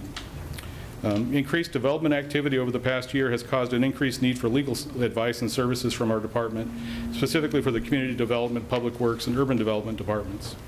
Our attorneys work closely with the departments by providing legal interpretations and advice, drafting agreements and orders, and working with property owners and their representatives on development issues. The department also defends the city against a variety of civil claims, including personal injury, property damage, employment, contract, and statutory actions. Civil litigation for a public body is a unique practice area and presents a variety of cases and legal theories to challenge our in-house litigator. Often the city employs outside counsel to handle complex litigation or specialty fields of law. The addition of the litigation paralegal will enable the department to handle more complex cases in-house at a lesser cost. And that concludes my presentation. All right, there'll be an opportunity to ask Dan questions after public testimony. Is there anybody who wishes to speak to agenda item number 9? Seeing none, are there, Member Nordyke? Sure. This is for general questions for the legal department, Chair. Okay. Afternoon, good to see you. So, as a litigator, I understand that every once in a while the big case walks through your door, and being on the defense, you have no control over when that happens, how much they're seeking in damages, or the reasonableness of the attorney on the other side for that matter. You indicated that sometimes complex litigation is farmed out on occasion. You know, I see that you're not asking for a staff increase. It's still at 15, including, is the number of lawyers, I take it, remaining the same at 8? The number of lawyers will remain the same, and the paralegal will actually be funded through the self-insurance fund, which is part of the HR department, but will be primarily working with our litigator. So do you feel that your department will be adequately funded in the event that the multi-million-dollar lawsuit walks in the door? Well, with the paralegal, we're going to be able to take on more of those cases. Right now, if it's a tort claim that's covered through our self-insurance fund, the costs of outside counsel for that go through the self-insurance fund. Also, any liability resulting from those cases are paid out of that fund as well. All right, thank you. Member Anderson. The two lawyers, come on. That's what I thought, too. I couldn't let fellow counsel ask a question with not asking one myself. First of all, I do want to commend you for the paralegal. I think that's a terrific idea. I'd like to commend Mina Hansen and Marcus Pitts, as well as our litigator, Sarah Foreman. They're the ones who kind of came up with this idea. Good. I think it's going to work out well. I worked in a big legal staff setting, and paralegals in those kind of settings are invaluable. This is probably a stupid question, but I'll ask it anyway. Let's say your in-house litigator, the civil litigator, in some pretty simple tort claim, say a public works employee out on, in a truck hits somebody and you get sued by that. Do you keep track of that attorney, your in-house attorney's time, and bill it by any way to the Public Works Department, or do you just absorb all those costs as part of a salary? We don't. Legal's costs are through the ICAP, and I know what that acronym stands for, but our costs get allocated out to all the departments. Okay. So someplace, if we looked at all the department budgets floating around there, Kelly and Casey would be able to say, that's what that means, other professional services or something else. So those costs get allocated out. That's good. That's what I was hoping the answer would be. Thanks. All right. Anyone else? Member Bassett. Just a little a question about your level of resource and keeping up with the workload of the city. Specifically, as somebody who's worked in state agencies, whenever you have two agencies that work together, you need to have current interagency agreements. And I'm wondering if you are aware that the interagency agreement with ODOT for the Salem River crossing is about 3 years late and $3 million over budget. Is it a staffing issue that you're not updating that? That contract is managed through Public Works, and I can't address that. Okay, I just asked that you look into that, because there's a budget expenditure of $70,000, and for the city's contribution to the Salem River crossing, and I would be questioning why we would do that if we didn't have a current interagency agreement. Thank you.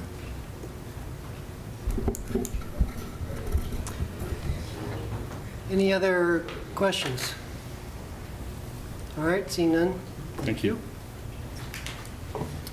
That brings us to agenda item 10, and that's the review of budgets for the mayor and council. Chair Lewis, if I could, please. Could I have action on item 6K, please, the paralegal errata sheet? Oh, okay, so we do have to vote on that. Yes, you do. Okay, we were just talking about that. We just thought you were going to slip it in there. The motion is made by, okay, and seconded by McCoy. Questions? Comments? All those in favor of the motion say aye. Aye. Opposed? Thank you. Thank you. Okay, now, agenda item 10, review of the budgets for the mayor and council city manager's office, and I believe Casey Duncan is going to give this report. Good evening, Chair Lewis, Mayor Bennett, members of the Budget Committee. I'm Casey Duncan, your Deputy City Manager, and it's my pleasure and opportunity to present to you this evening several budgets for the Mayor and Council, the City Manager's Office, the Non-Departmental Fund, and the City Manager's Office, which includes budget, finance, and purchasing, as well as public art. Before beginning, I would like to recognize many staff members who are here. I won't address them individually because I would probably miss someone and be remiss, but I do appreciate the opportunity to work with these professionals and can attest to the fact that they are committed to continuous improvement and customer service in the work that they do.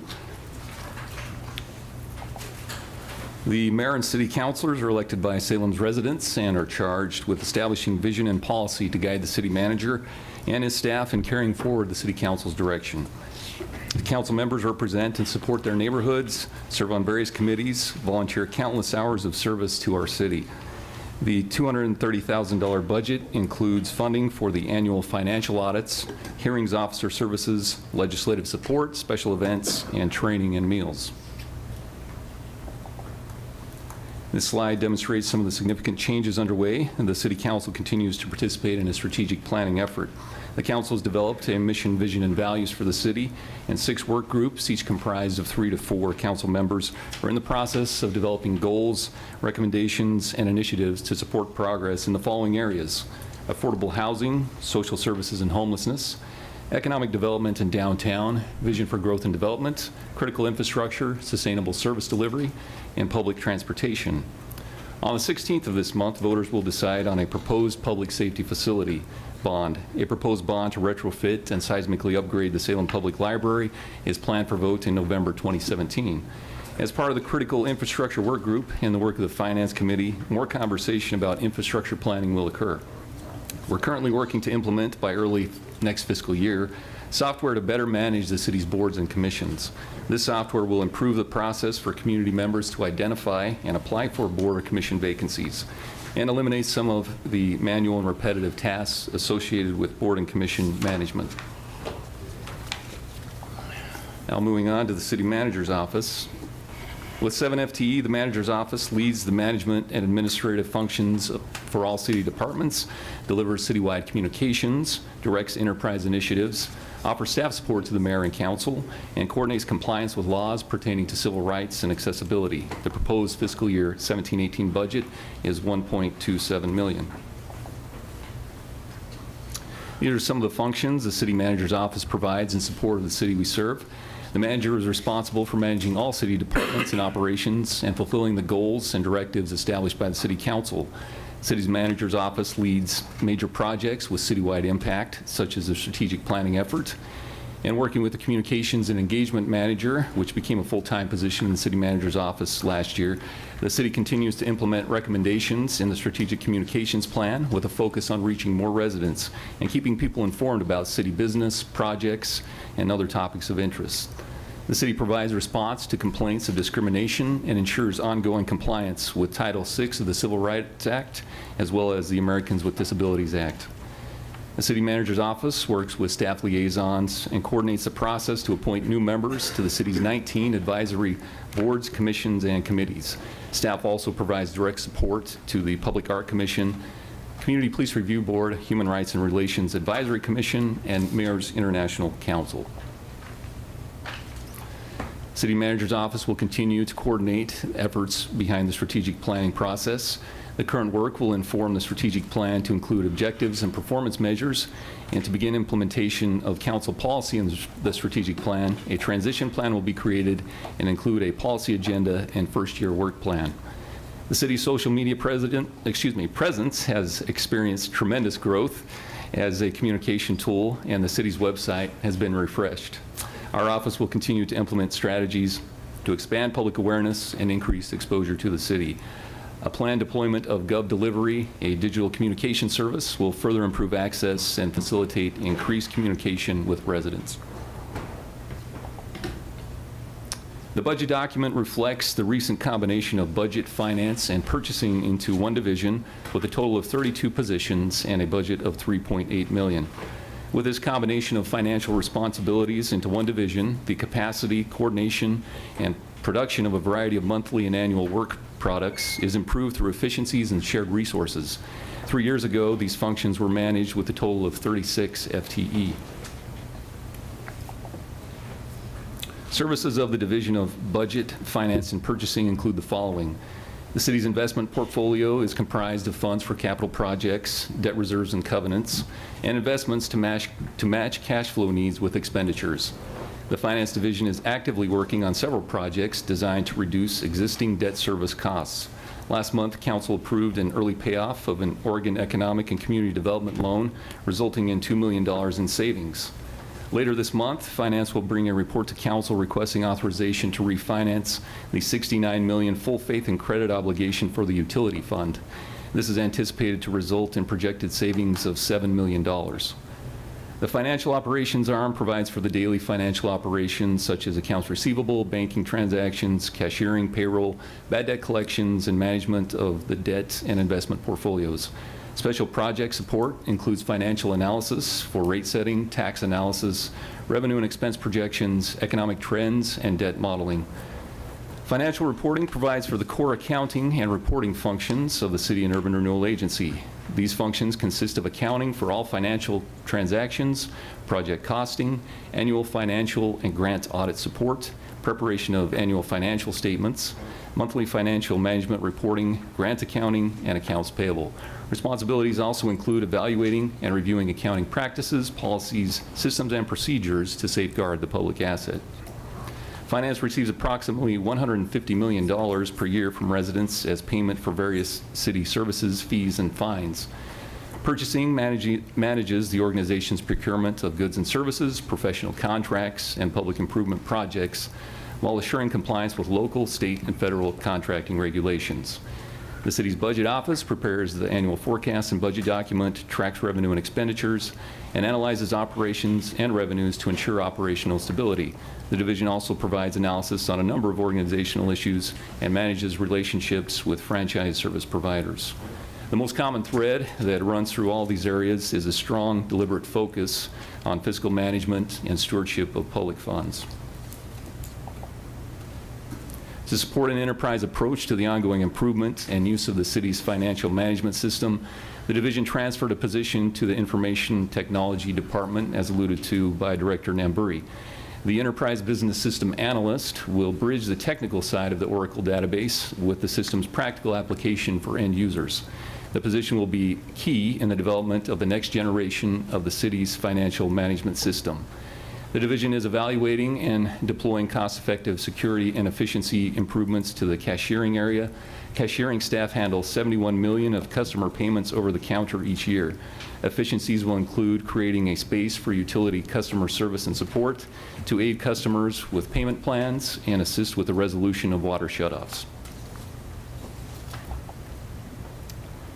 The Finance Division will continue to work with the Finance Committee and City Council on a long-term bonding strategy to address future needs as part of the strategic planning effort.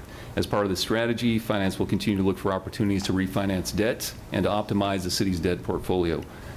As an example of streamlined services, the city began using the Oregon Purchasing Information Network, or ORPN, early this fiscal year.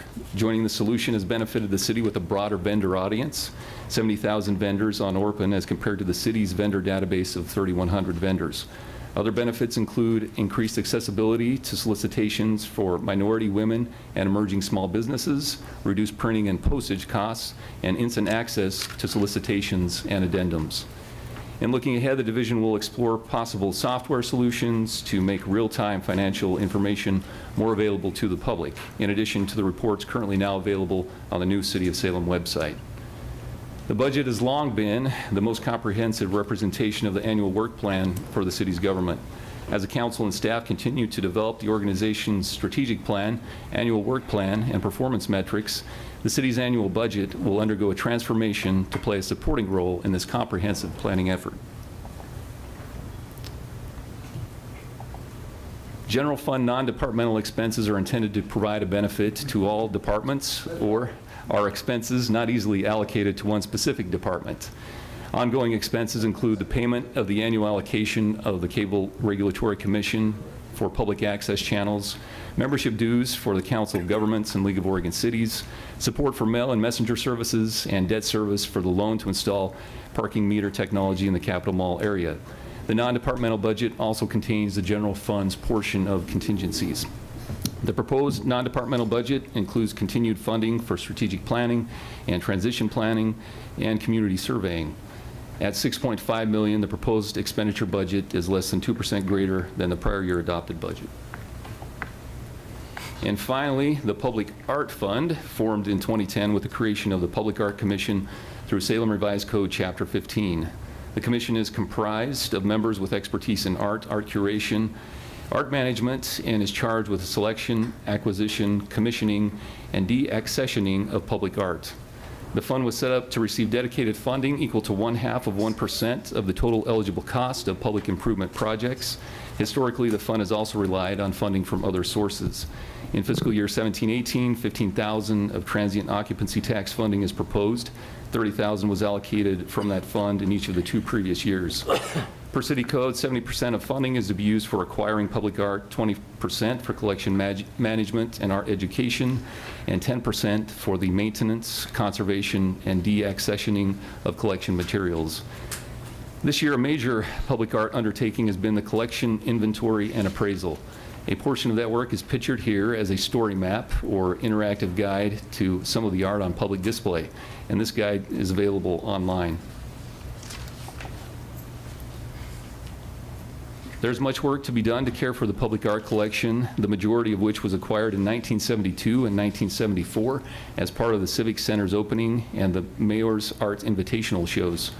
This year, funds were used to support relocation, placement, and signage of the basalt Setzel piece, complete the Salem Public Art Collection inventory and appraisal, secure conceptual designs from artists for 2 prominent downtown murals that may begin as early as mid-June, begin careful curation of the collection by reconfiguring displays of pieces in public view in the council chambers and mayor and city manager's office, develop a signage program for public art in outdoor settings, and sign the Bruce West Cube situated downtown at Liberty and State, and acquire 2 additional works by a local artist.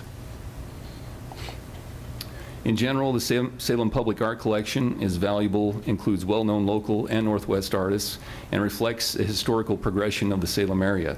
The 100-plus pieces in the Public Art Collection have an appraised value of $1.4 million.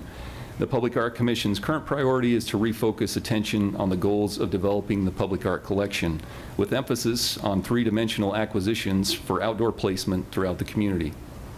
Another priority will be to enhance the mural program by building on the success of the collaboration with the Downtown Advisory Board and activating the downtown alleys.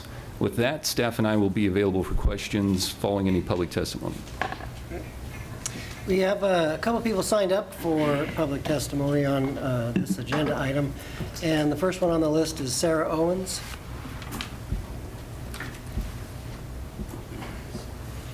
And followed by Michael Livingston.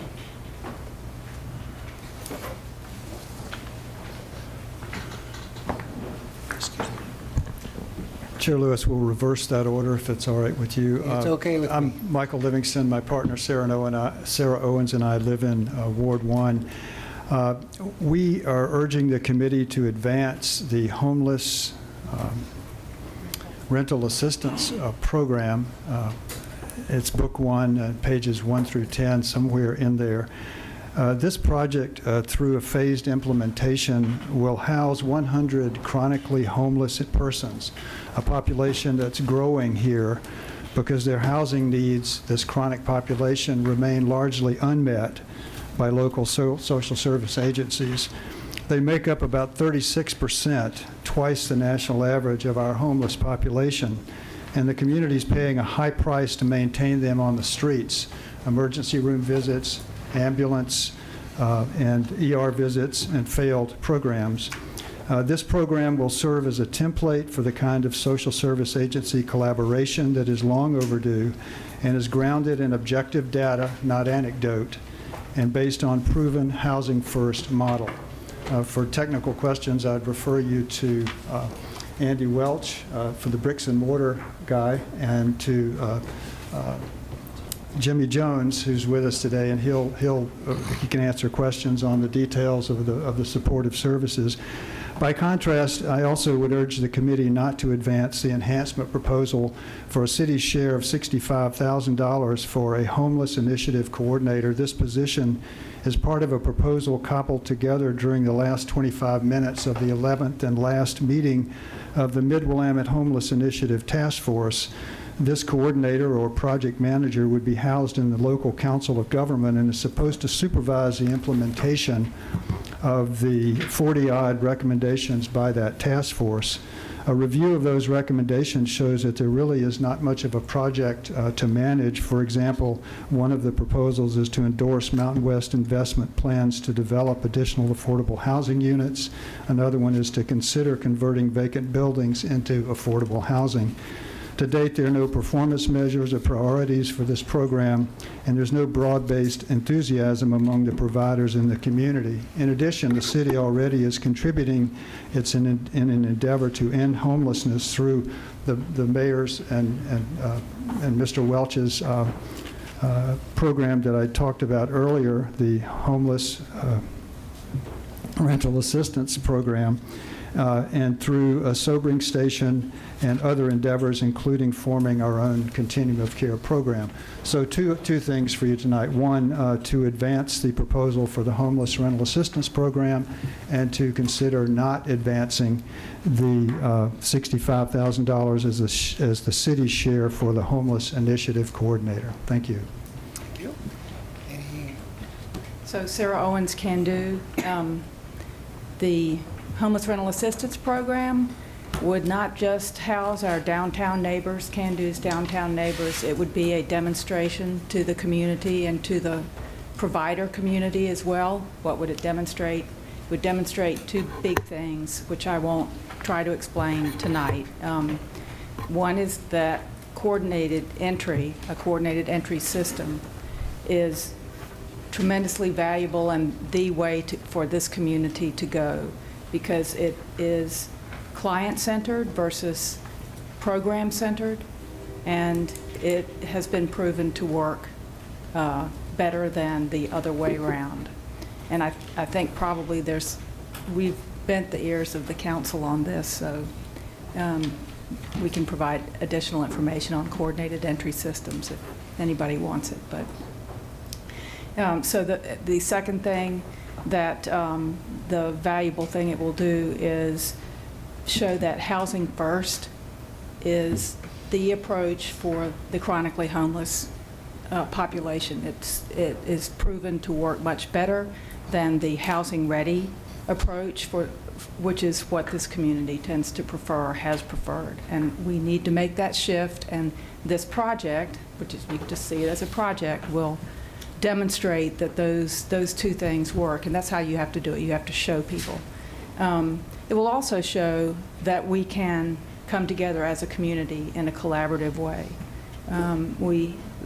Maybe the Budget Committee has heard that the provider community in this area, it tends to be siloed and has some trust issues, and we haven't collaborated very well. So this would demonstrate that we can do it with the proper structure.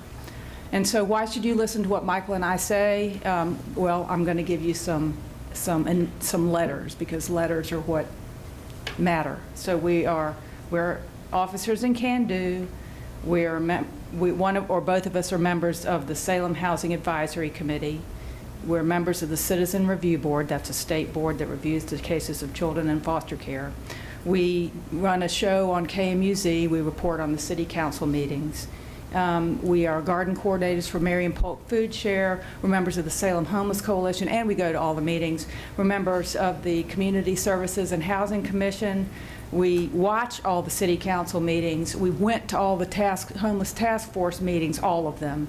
And we go to lots of other meetings I won't name, and we're also members of the Rural Oregon Continuum of Care. Thank you. Thank you. Any questions? Member Kilwhite. Thank you, Sarah. Thank you, Michael, for coming down. I appreciate your involvement. I do. I have a question, probably for Michael, on the Homeless Initiative Coordinator. Is that just some details that is jointly proposed? Supposedly, the plan is to jointly finance that with multiple jurisdictions? Is that how that works? The city of Kaiser, the mayor of the city of Kaiser has asked for $5,000 from the Kaiser City Council. I believe the Marion County Commissioners are going to be asked for $40,000, and Salem is being asked for $65,000 for that. And so what would happen if the city withdrew its share? Well, I can't speak to that. I think what the issue is funding that individual's salary, the project manager, whatever that person is going to be called. And I think there really, our view, of course, as we said, is there really hasn't been a review of whether there's a project that requires managing. So I don't know what would happen going forward if it weren't funded. It is a proposal to be housed, but otherwise not supported by the Council of Governments. I wish I could provide a more complete answer, but I think that's what I know. Thank you. Member Cook? I have a not related. Is this the time? You just want to talk, huh? Well.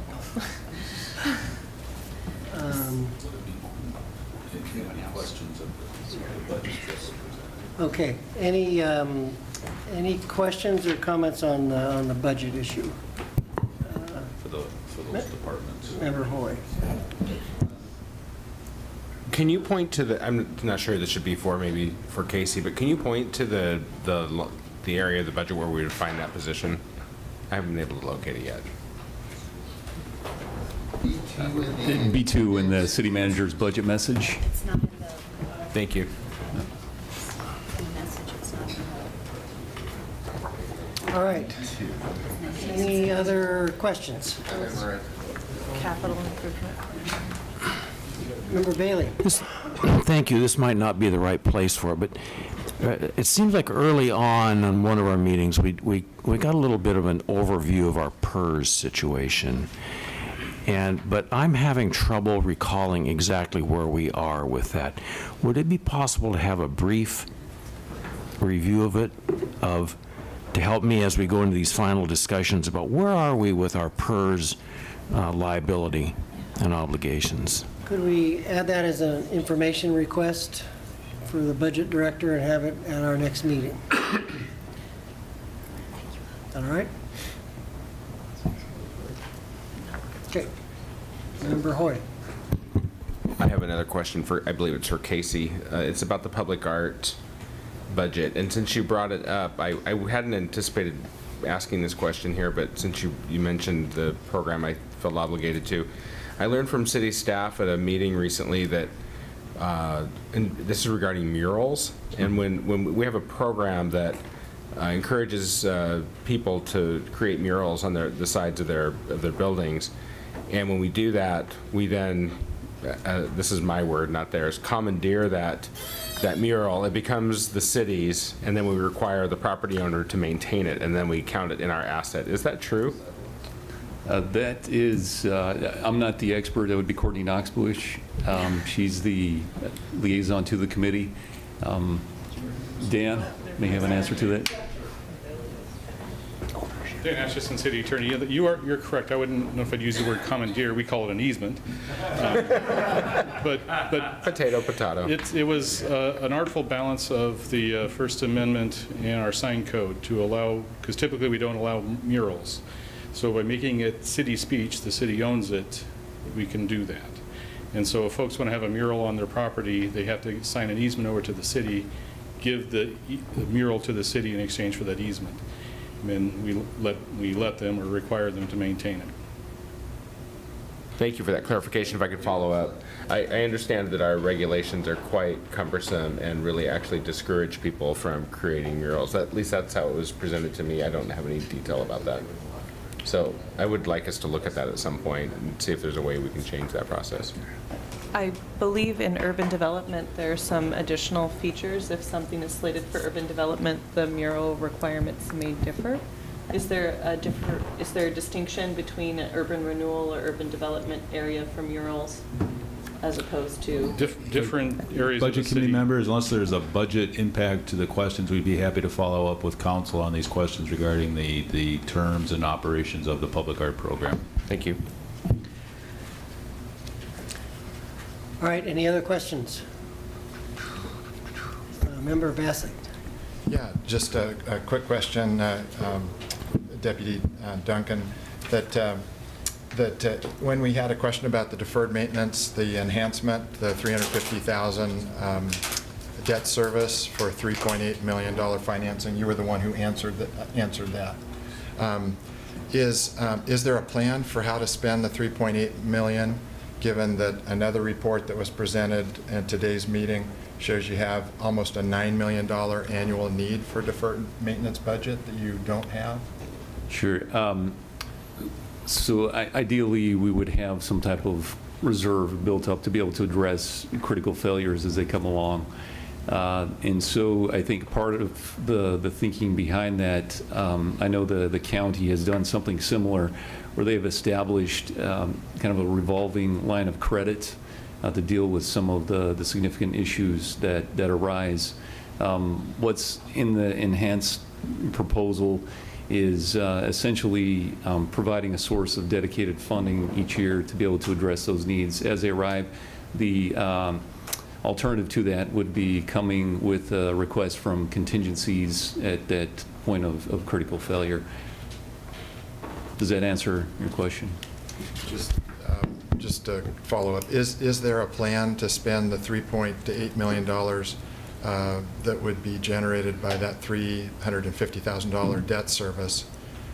And how far does it get us on the $8.8 million of annual need? So the first part, the plan would be formulated and come together following, assuming that there are no critical failures, following the results of a couple of voter of general obligation bonds that are going to the voters, one with the police facility and the second would be with the library. If the bonds happen to pass, at least with the library, we'll address some issues such as the library roof, which is in critical need. But we do have a significant list of items, and this $3.8 million would not go too far down that list of critical needs, such as the parking deck, which is about $2.1 million.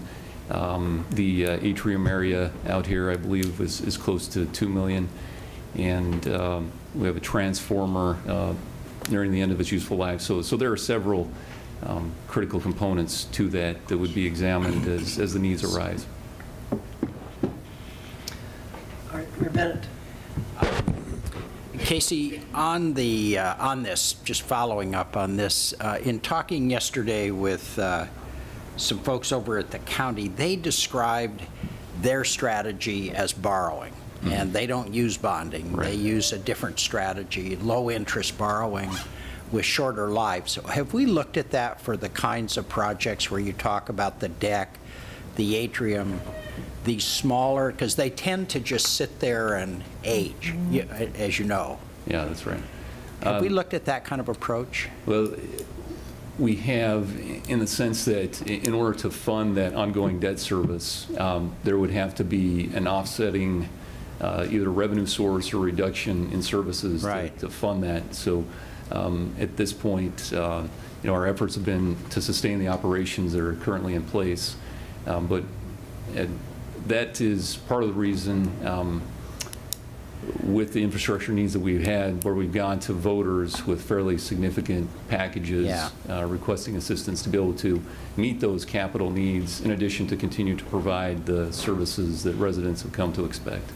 So the way the county does it then, if I understand what you're saying, is they obligate their operating funds to buildings. That's correct. Yes. Okay. And so they could recover those from charging rent to various departments, which then increases the cost to operate those departments. So they have to come up with some form of reduction in order to meet that additional expense charged for rent. So ultimately, it is about operations and reduction to fund that. So there would be, under that system, there'd be, what, fewer deputies, more shops? Or, I mean, how do you put that kind of thing together? Can you repeat the question? Well, I'm trying to understand how they do. They're looking at a whole series of fairly small 5, 10, $15 million projects over the next year or two, using this 2% money as the way it was described. And I'm just trying to figure out what is the exchange what are they trading for those kinds of projects? Because we've got this this long-term problem that just gets longer term and more complicated. Sure. So my assumption is if that's 2%, then that could equate to a 2% reduction in services in order to be able to fund that. That's overall, whether they look at, their deputies or other services. Wherever they find it. That's right. Yeah. So it's the interest rate, the 2% is the really what you're paying to use that money that way? Is that how it's I'm not that familiar with the intricacies of their program. I could follow up more with their chief financial officer, but that is what I would assume at this point. I'd be kind of interested at some point in the finance committee, just understanding what they're doing and what its impact would be on us, because it sounded like a program that would give us a possible chance to start catching up on some of these small, particularly these smaller. I mean, you're talking a couple $1 million, but they're smaller than $100 million streets and bridges. Certainly smaller than what appears to be our strategy, which is wait until something really big happens and then we bond it, if that makes sense. Sure. Okay. Yeah, that is a strategy.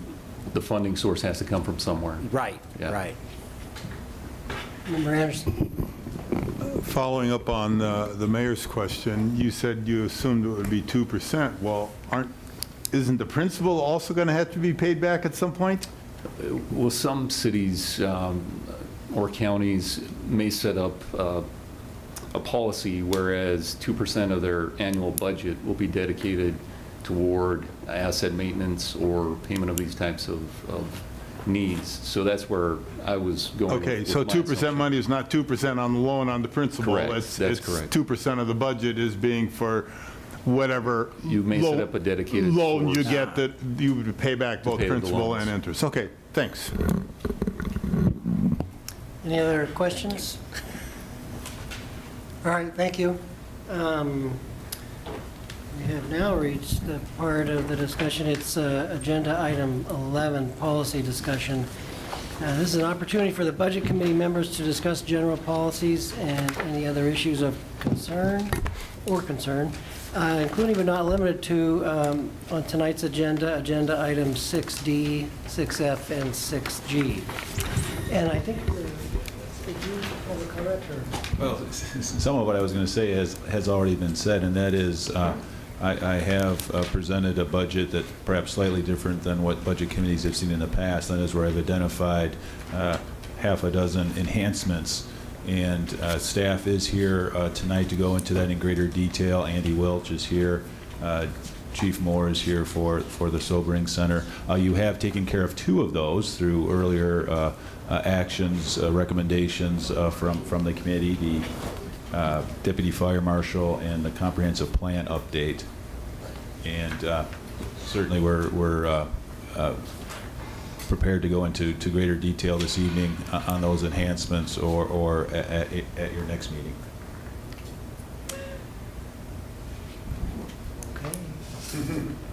Mayor Bennett, and then Member Anderson. Okay. Well, I'm going to move we place the Homeless Rental Assistance Program for $1.4 million onto the wish list. Second by McCoy, huh? Okay. Well, you had it explained, but it's something I brought up during the State of the City address. And I won't go into great detail. Andy's here. Jimmy Jones is here. They can really go into great detail, but it's a very straightforward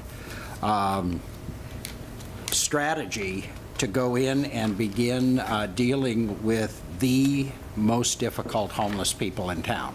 These are the hardest to house. They are the ones that are not being helped, and they're also the ones we're hearing the most about.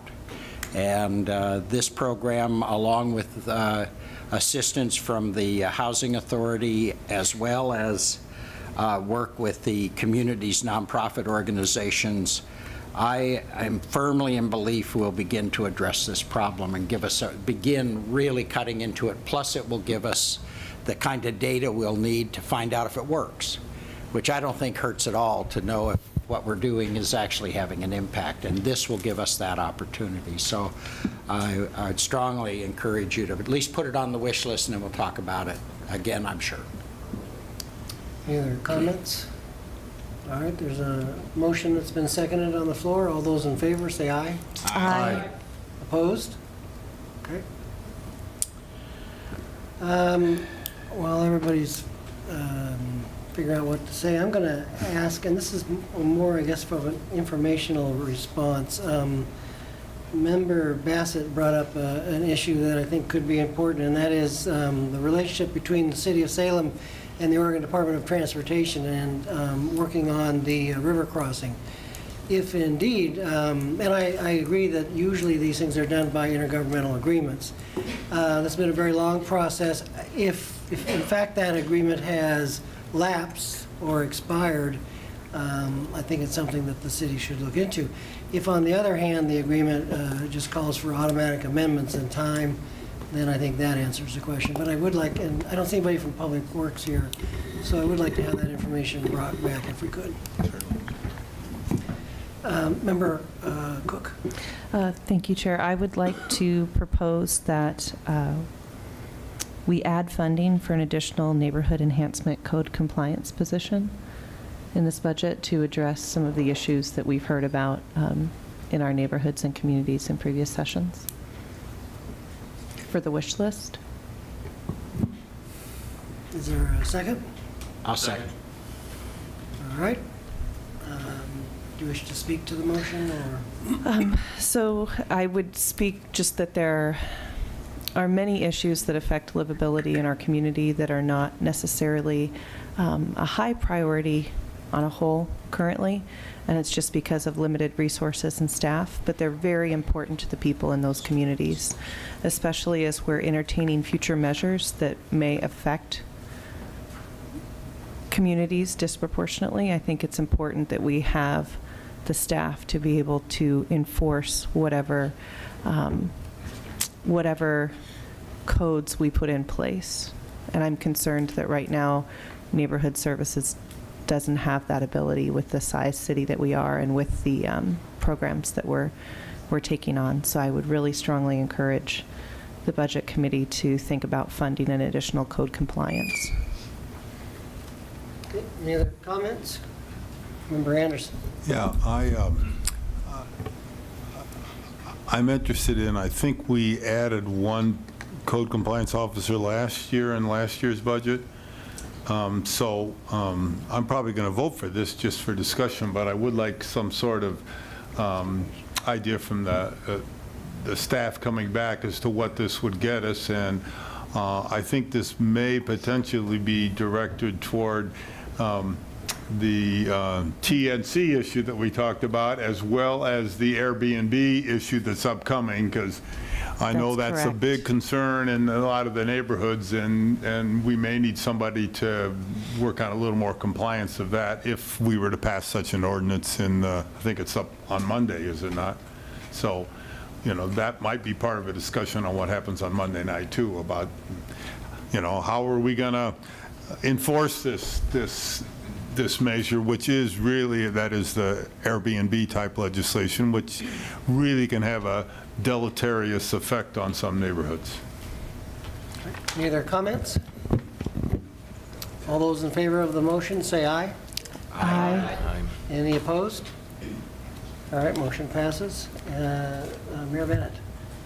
I'm going to move $200,000 to the wish list, $200,000 for the Sobering Center.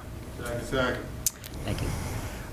This Sobering Center, the chief is here, and he again is probably the best person to talk to about this, but quite simply, the way we're handling people who are just in deep, deep trouble from alcohol or drugs is we take them to the emergency room, we take them to jail, or we hide them under a bush. There's really three places for that. It's no joke. If you can't get them in the emergency room, which is full, if you can't get them into the jail, which is full, we could ask our officers to drive them around, because these folks are so vulnerable. They're in such difficult shape. And none of us have probably been there in that kind of condition, but it's the kind of thing, these people are really potentially harmed by traffic, by trains, by other folks. They're really in deep trouble. We don't, if you take them to the emergency room, you're spending a huge amount each. I'm trying to remember what the number was, Chief, but if you wanted to come down per night there, the cost of having them in jail is high. If there's room in the jail, we actually have people who need to be in jail, not people who are passed out. I think this is a great program. We're looking at about 10 rooms, 10 beds. And do you want to go ahead, Chief, talk about it? Jerry Moore, Chief of Police. There isn't much I can add. I think the Mayor's done a very good job in describing it. They're very vulnerable individuals. Quite frankly, the jail isn't the place for those folks. The emergency rooms, I think our fire department transports people all day to the emergency room where valuable beds in probably the busiest emergency room on the West Coast, or one of them, is located.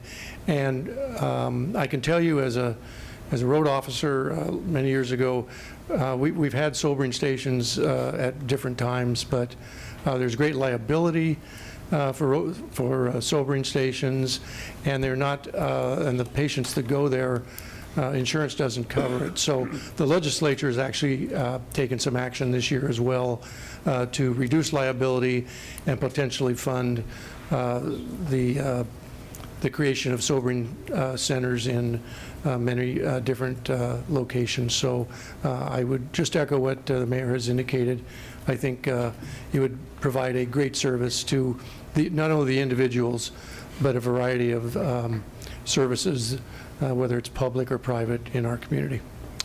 If I may, Chief, I want to add to that, because you mentioned the legislature. We're working with legislators, the county, the hospital, the, what's it called, the CCO, the Continuum of Care, is that what it's called, Continuum of Care Organization, and then also with private nonprofits who are involved in addiction services to begin looking at how to put it together, where to put it together. We're working on looking for a building, and this is not going to be solely the responsibility of the city of Salem. This is going to be a multi-county, multi-city. Kaiser is looking at assisting, as well as Polk County. I mean, it's really looking at a multi-county organization, and hopefully it will grow, but this is really what we need. That we've talked several times about it, and this is, we need this, and we need it really badly. So, Member Anderson. Thank you. I'm sure the hospital would be glad to contribute based on, I'm sure, their huge write-offs on what they do in the emergency room. I'm obviously in favor of this, but I just have a general question about all the other enhancements. Some of those we've already talked about. I think the fire marshal has already been in, and so what do we not have in of the enhancements? I guess I want to know for other motions. The Budget Committee has not, well, you've discussed, but not have made a motion on the deferred maintenance, nor the homeless initiatives program. Okay, and the others have all been taken care of, so we're down to those two. Okay. Yeah, taken care of on the wish list, not taken care of on actually doing something about it. Yeah, they're still under consideration. Okay, thank you very much. And a vote on the sobering center. Yeah, yeah. I'm ready to. Member Nordyke, and then Member Bassett. I too will support adding this to the wish list, but I have a million questions as to how we would carry out the sobering center, and I so appreciate you're already working with, from what you've told me, the folks that you need to work with. You do need to work with a lot of constituent groups. For instance, will men and women be housed in the same, right next door to each other? We all know how charming some men can be when they're under the influence. It's not a prom, is it? So anyway, liability would obviously be a consideration, particularly in this situation. I support everyone being treated with dignity, but especially vulnerable populations. So I'm delighted to hear this will be put on the wish list, but I will be curious to hear more. If I may, we may not be able to answer all of the questions at this time because the project is coming together with the other entities that the mayor mentioned, and for the reasons that the chief mentioned. I think this is a powerful indication of the city's partnership and support with the state, with Salem Health, with Marion County, and it's coming together. I don't know what more we'll be able to share by May 15th.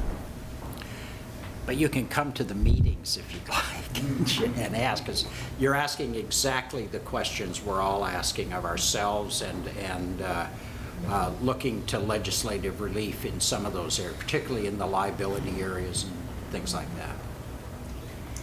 Member Bassett? Yeah, has the vote been taken on the, okay, then it's another enhancement item after that's done. You want to wait? Okay. All right, there's a motion on the floor, and it's been seconded. All those in favor of the motion say aye. Aye. Opposed? Motion passes. Member Bassett? Just, I would like to go ahead and move the deferred maintenance enhancement that would go on the list. And to say that I have some suggestions for other deferred maintenance-related items once we're done voting on that. Thank you. Okay, any comments, questions? All those in favor of the motion say aye. Aye. Opposed? Okay.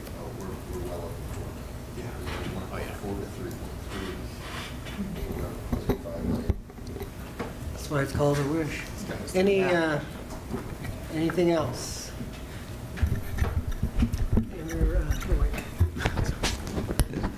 This is a technical question maybe for Kelly.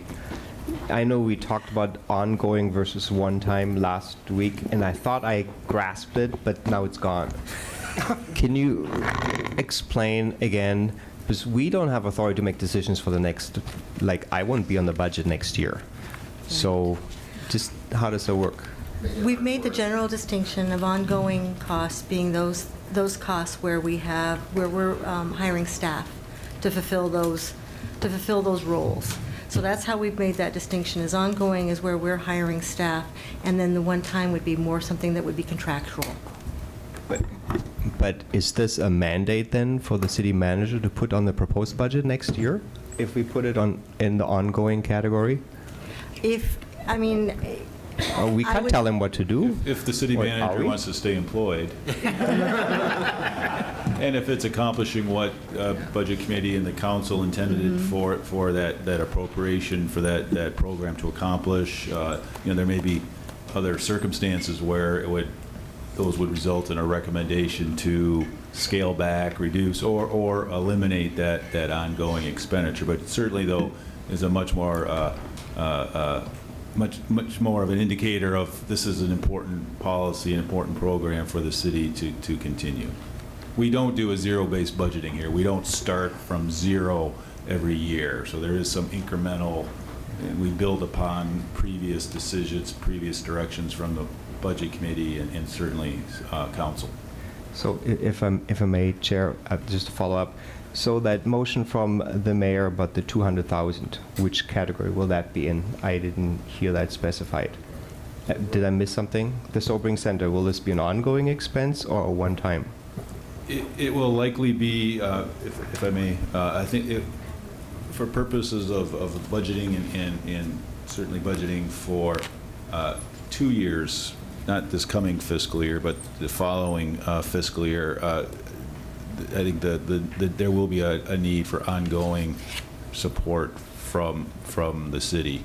We're going to attempt to have that be as small of a share as possible with those other partners, but there is clearly going to be a need. The impact is on the city. The impact is on the police and fire departments before it's on Salem Health. So there is a participation, I think, that would be necessary for the city. Because the program is just coming together for this coming fiscal year, this 200,000 could help support a state, help support a match to a state appropriation to acquire a facility. to help renovate a facility. So for this coming year, if it is approved, it could very well be for the one-time expenses for a sobering center. But I do think in the future, there's going to be an ongoing commitment from the city for that center to continue. As the chief mentioned, there have been centers in the past, and those centers have closed where there hasn't been the ongoing revenue. Insurance has changed or other reasons for providers to get out of that service. So this is intended to be ongoing and not a 1 or 2, 3 year approach to a serious substance abuse issues in the city. Okay with that? All right. Any other comments? Member Anderson. I've got a couple. First one is I'm not sure how I actually will vote on this when it comes to the committee, but that's the Homeless Initiatives Coordinator position. I move that we put that to the wish list. Second. Second. Now, I'll just speak to it generally. I thought that Michael Livingston and Sarah Owens did make some good points, but on the other hand, we've got some intergovernmental cooperation going on here, and I think we have to look at it in that way. So I think we ought to put it on the wish list. Yeah. Any other comments?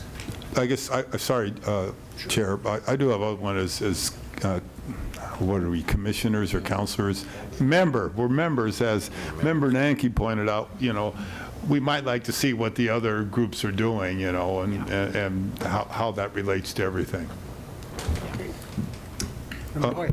Along those lines, to follow up, I would like some more information on this from staff before we ultimately make a decision on the wish list item. But I'm comfortable with it being on the wish list, but I would like to know more about it before we make a final decision. Okay. All right. The second one, and this is... We want to... Oh, vote. Yes, I think we do. Okay. So I've corrected last week's mistake. I'm okay. All right. Motion on the floor. All those in favor say aye. Aye. Opposed? Motion passes. And now, Member Anderson. Yeah, now this one is not so much for this current budget cycle, but I've discussed it a little bit with the city manager, and I move that the city manager come back with, or staff come back with an analysis of what it would take in the city manager's and city council budget to pay the councilors at $1,000 a month and the mayor at $2,000 a month. Second. If I may speak, as I said, this is an issue for the council, not for the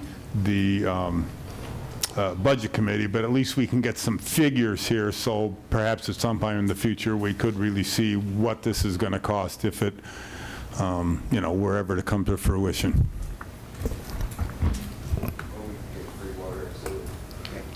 Yeah, do we not get the sandwiches anymore? We got to buy our own. Although we're good tonight. All right, any other comments? Just a point of clarification, wasn't this issue brought up under previous council, and what did the study find? I think they recommended to look at other councils that have stipends. We got the information, and so now I'm moving to the next step. The last study was, Councilor Dickey said, a survey of what other cities pay, what the League of Oregon Cities pays, and that sort of stuff. We have that now, and so I'm going off that survey. Would you want to, sorry. Okay. Could we amend the amendment, instead of the 1,000, could we amend it to report the findings to decide on a recommendation for a stipend? Oh, you already We have already the have recommendation. that, yeah. And yeah. that's So where the 1,000's I'm coming giving from. us a starting point here just to see where we might go on that, and that Gotcha. doesn't mean I expect that we'll vote it in or not vote it in, but it gives us information. Thank you. Okay, there's a Member Killaway. Sorry, do we have to vote first? Well, if you want to talk about the issue, okay. I have a different issue. Okay. Any other? Yeah.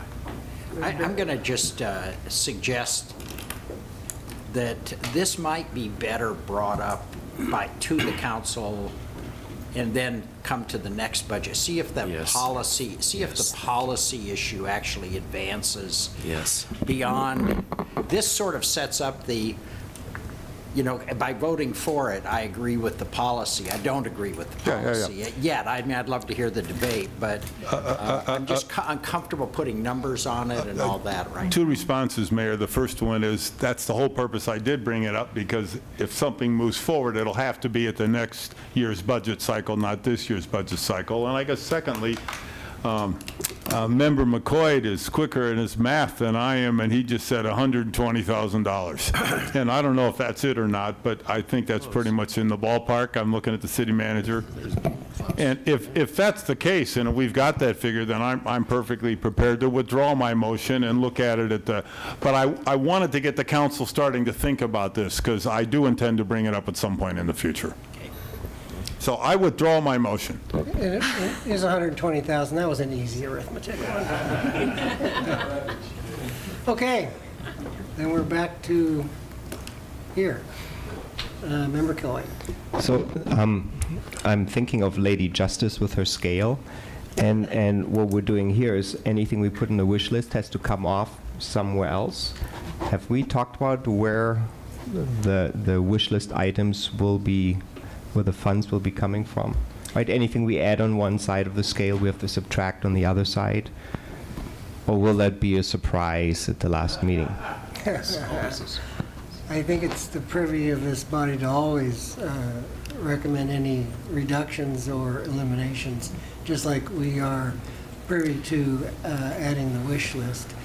But it's my understanding that the staff will come back on the 15th with explanations about these things, how they would affect the budget, possibly even a proposal on where the money would come from, and any changes in any other budgetary items as a result of any of the wish list items. Is that a fair statement? Okay. Member McCoy, excuse me, Nanki. Thank you. Yeah, and on those, 5 or 6 items that we just finished putting on from the potentials, I think the front of that staff report listed that some of those could be financed through reduction of carryover funds, or ending or beginning funds, whichever way you want to call it. Reserves. Which I'm not really a big fan of, but for ongoing versus one-time type issues. So other than that, in the past, the city manager has brought back trade-offs inside of the budget as well. So And that will be done again. Okay, Member Anderson. I'm thinking this is my last discussion. But, yeah. But I didn't start to look at this stuff till this afternoon, and I will tell you that I have not had a chance to really analyze the municipal court issue, and that is the response of Judge Aiken and then the city's response to that. And I don't know if anyone else has, and so I'm not yet ready to take any position on that, and I don't know if that's something we can let go and really come to a final decision at next week's meeting? It's my understanding that we can always adjust at the next meeting. Okay. So. And then while I have the floor, I'm remembering now the discussion last, I do have one more, yeah. I'm a lawyer, my lips are moving. I just came to me, Evan Osborne, who came here last time talking about something for the bike share program, and we kind of said to him, yeah, that this really is more of an item in urban renewal for a capital expenditure than it is. And I don't know, the mayor looks like you have something to add on that before. No, I think I have an answer to your question. If Okay. I'm just following the logic of it, I think. What I think you meant when you were discussing that is it would go through the urban renewal process, looking for a grant or a loan or some other, but that's the place to do it, not to come to the budget. We wouldn't put it into the budget. That would short-circuit the Downtown Advisory Board. All right, role. I understand all Does that that. make sense? Yes, it does. But to keep faith with Mr. Osborne from our discussion with him last budget meeting, I would ask that the staff pursue this with him at the earliest possible convenience, because look at the money we've got kicking around in the Downtown Urban Renewal District. We ought to be able to find 5 figures of some kind to give to him, as opposed to these major projects we've been funding, because this is an important thing for downtown and the enhancement of life. So I would ask that Urban Renewal Department get on that right away and see if we've got some grant monies available for him. All right. Any other comments? Requests for the wish list? Member Bassett. On deferred maintenance, just I said I had a follow-up item on that in addition to the $3.8 million. And it sounds like a lot of that's going to be dedicated to city facilities that aren't streets and sidewalks. But what I'd like to suggest is that specific cuts to get some real money that can go for deferred maintenance, with the objective of getting about half of the identified need annually for deferred maintenance funded. And so I want to mention one specific and then generalize it. So my specific, my target here that others may not agree with is we have $285,000 for a crosswalk for the city shops. And so we're talking about orange vest workers, and you've got safe routes to school, sidewalks around schools that aren't funded. And so I would like to identify cutting that $285,000 out of project number 51, but I'd like to generalize it more specific, package it so that you say, well, why would you want to do that one? Well, in the transportation. I'm assuming this is a motion, so do we have a second? Can you repeat the motion, Scott? Is that? I haven't given the motion yet. I'm identifying a staff report that I would think. Yeah, actually, just my sense of the rules is we make a motion, it's seconded, and then you speak to the motion. So. Yeah. So if you could give your motion first. Okay. Then you'll have an opportunity to speak. Sure. Yeah. So my motion would be that unspecified projects in the transportation list for $2.7 million to be identified in the future, that we actually pull $1 million out of there to go towards deferred maintenance backlog. And the intent would be for staff to come back with an analysis of how they would get to funding half of the ongoing annual need for deferred maintenance by making cuts, including projects number 41, no, excuse me, let me give you that otherwise. Projects number 47 through 52. So the objective is for staff to come back with a way to fund half of the deferred maintenance need ongoing, and to specifically look at cutting money out of 35 and 42 through 51. Second, so we can discuss. All right, it's been seconded. Member Bassett, you speak? Yeah, so to speak to it, now that I got the order right here. So the report that came back, that was delivered and not talked about, the city owns $1.7 billion worth of capital assets in the form of streets. And the condition of them is really poor. It's dropped to 65% fair or better, and it states a very optimistic goal to get to a high percent or excellent condition. But you know, I just see more and more potholes. I see that our future costs are going to go up, and so I'm just trying to identify what is the plan for capital asset management, and is there a way to at least start making progress on it to get half of the next year's need funded, And I would suggest there might be some savings in there to fund that. Where are these project numbers on what page of the budget? Yeah. So under transportation, capital construction, page number 98 has the unspecified item number 35, and then pages number 100 through 103 have the 47 through 52. Yeah, book 2, capital construction funds is the tab. Page, starting on page number 98.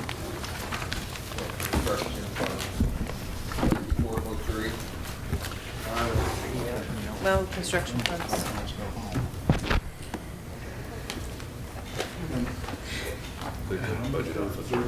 Chair Lewis, may I ask a point of clarification? Sure. Is the intent here, Member Bassett, to do street projects or to do other types of projects? Yeah, the intent of this motion is to do street project deferred maintenance. So we're creating a hole every year, and it would be nice to start chipping away at that on an ongoing basis. There's about $90 million worth of need. Next year is about $9 million of need. It'd be nice to fund half of that so we're not continuing to have our capital assets shift into unrepairable condition. Okay, Member Bailey. Well, I appreciate the intent, but I'm not going to support either putting it on the wish list or voting for it, because I just don't think it's, at this point, our obligation or even responsibility to go through and cherry pick projects out of the transportation budget to be deleted. I would ask, and I'm sure that the Public Works Department would love the opportunity to try to figure out which ones of those or other methods that could be used to begin to address deferred maintenance. This isn't something that comes as a shock to them. So I would just assume that Public Works come back, whether it's this year or next, with solutions for this and not try to cherry pick tonight. Member Hoy and then Member McCoy. Unless I'm really missing something, it seems like we're talking about two different kinds of deferred maintenance. It seems like we're talking about deferred maintenance on our facilities, buildings like this, the library, and et cetera. And then there's also deferred maintenance or road work that's needed on our streets, our sidewalks, and that sort of thing. And it seems like somehow those two different things came together. Am I missing something? No, you got it right. Thank you. So if I can clarify, the $350,000 in the motion that was passed, sounds like those are targeted largely at facilities like on the Capitol, or excuse me, on the Civic Center here. And then, so to Member Bailey's question, my motion was to have an analysis of options to get to 50% of the maintenance annual needs. And the others were just stated as an option. Member McCoy? Well, I understand Member Bassett's motion now. I guess my question to staff would be, why haven't we done this before? If in fact, it seems like an approach, instead of funding every, if we know we've got $8 million a year, 8.8 I think it was in that report, why when you put the funding together, don't you account for that 8.8 and something doesn't get built as quickly, but at some point it would? And I don't know the answer to that. I'm sure there's a good answer. I just don't know what that answer is. The development of the capital improvements, the development of the transportation plan takes in a variety of factors and needs. The results are specific enhancements, specific projects, or they're projects to help with maintenance and preservation of our infrastructure. For the topic right now, our streets and bridges infrastructure. We can provide a more detailed, either if the motion passes, the analysis that's been requested, along with, here is the methodology, here are the ways that the city's infrastructure needs have been developed, and how those result in the recommendations and policies that are provided to council. Thank you. Again, I guess my comment would be, if it was that simple, they would have done it. So it hasn't been done, so there must be a reason, and I think it sounds like we'll hear what that is, if in fact. Yes. Member Nanki. Thank you, Mr. Chair.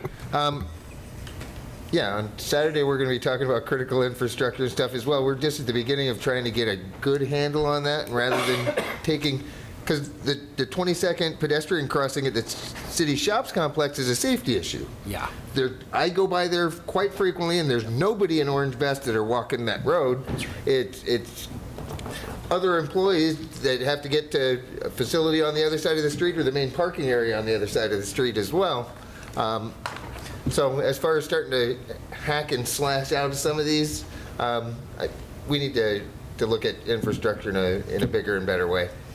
And we're actually starting towards that, which is kind of nice because, you know, we used to have the wall of shame come in here at budget committee meetings all the time to show us those things that have broken over the last year. So, yeah, we need to do some work on it as far as tearing pieces out of this. I think we need to look at it more comprehensively. All right, any other comments before we take the vote? Not seeing, there's been a motion and seconded. All those in favor of the motion say aye. Aye. Could I have Very quiet ayes raise their hand, please? Okay. Committee rules require 10 aye votes to pass anything, so motion fails. All right, anything else? Going once, twice. Okay.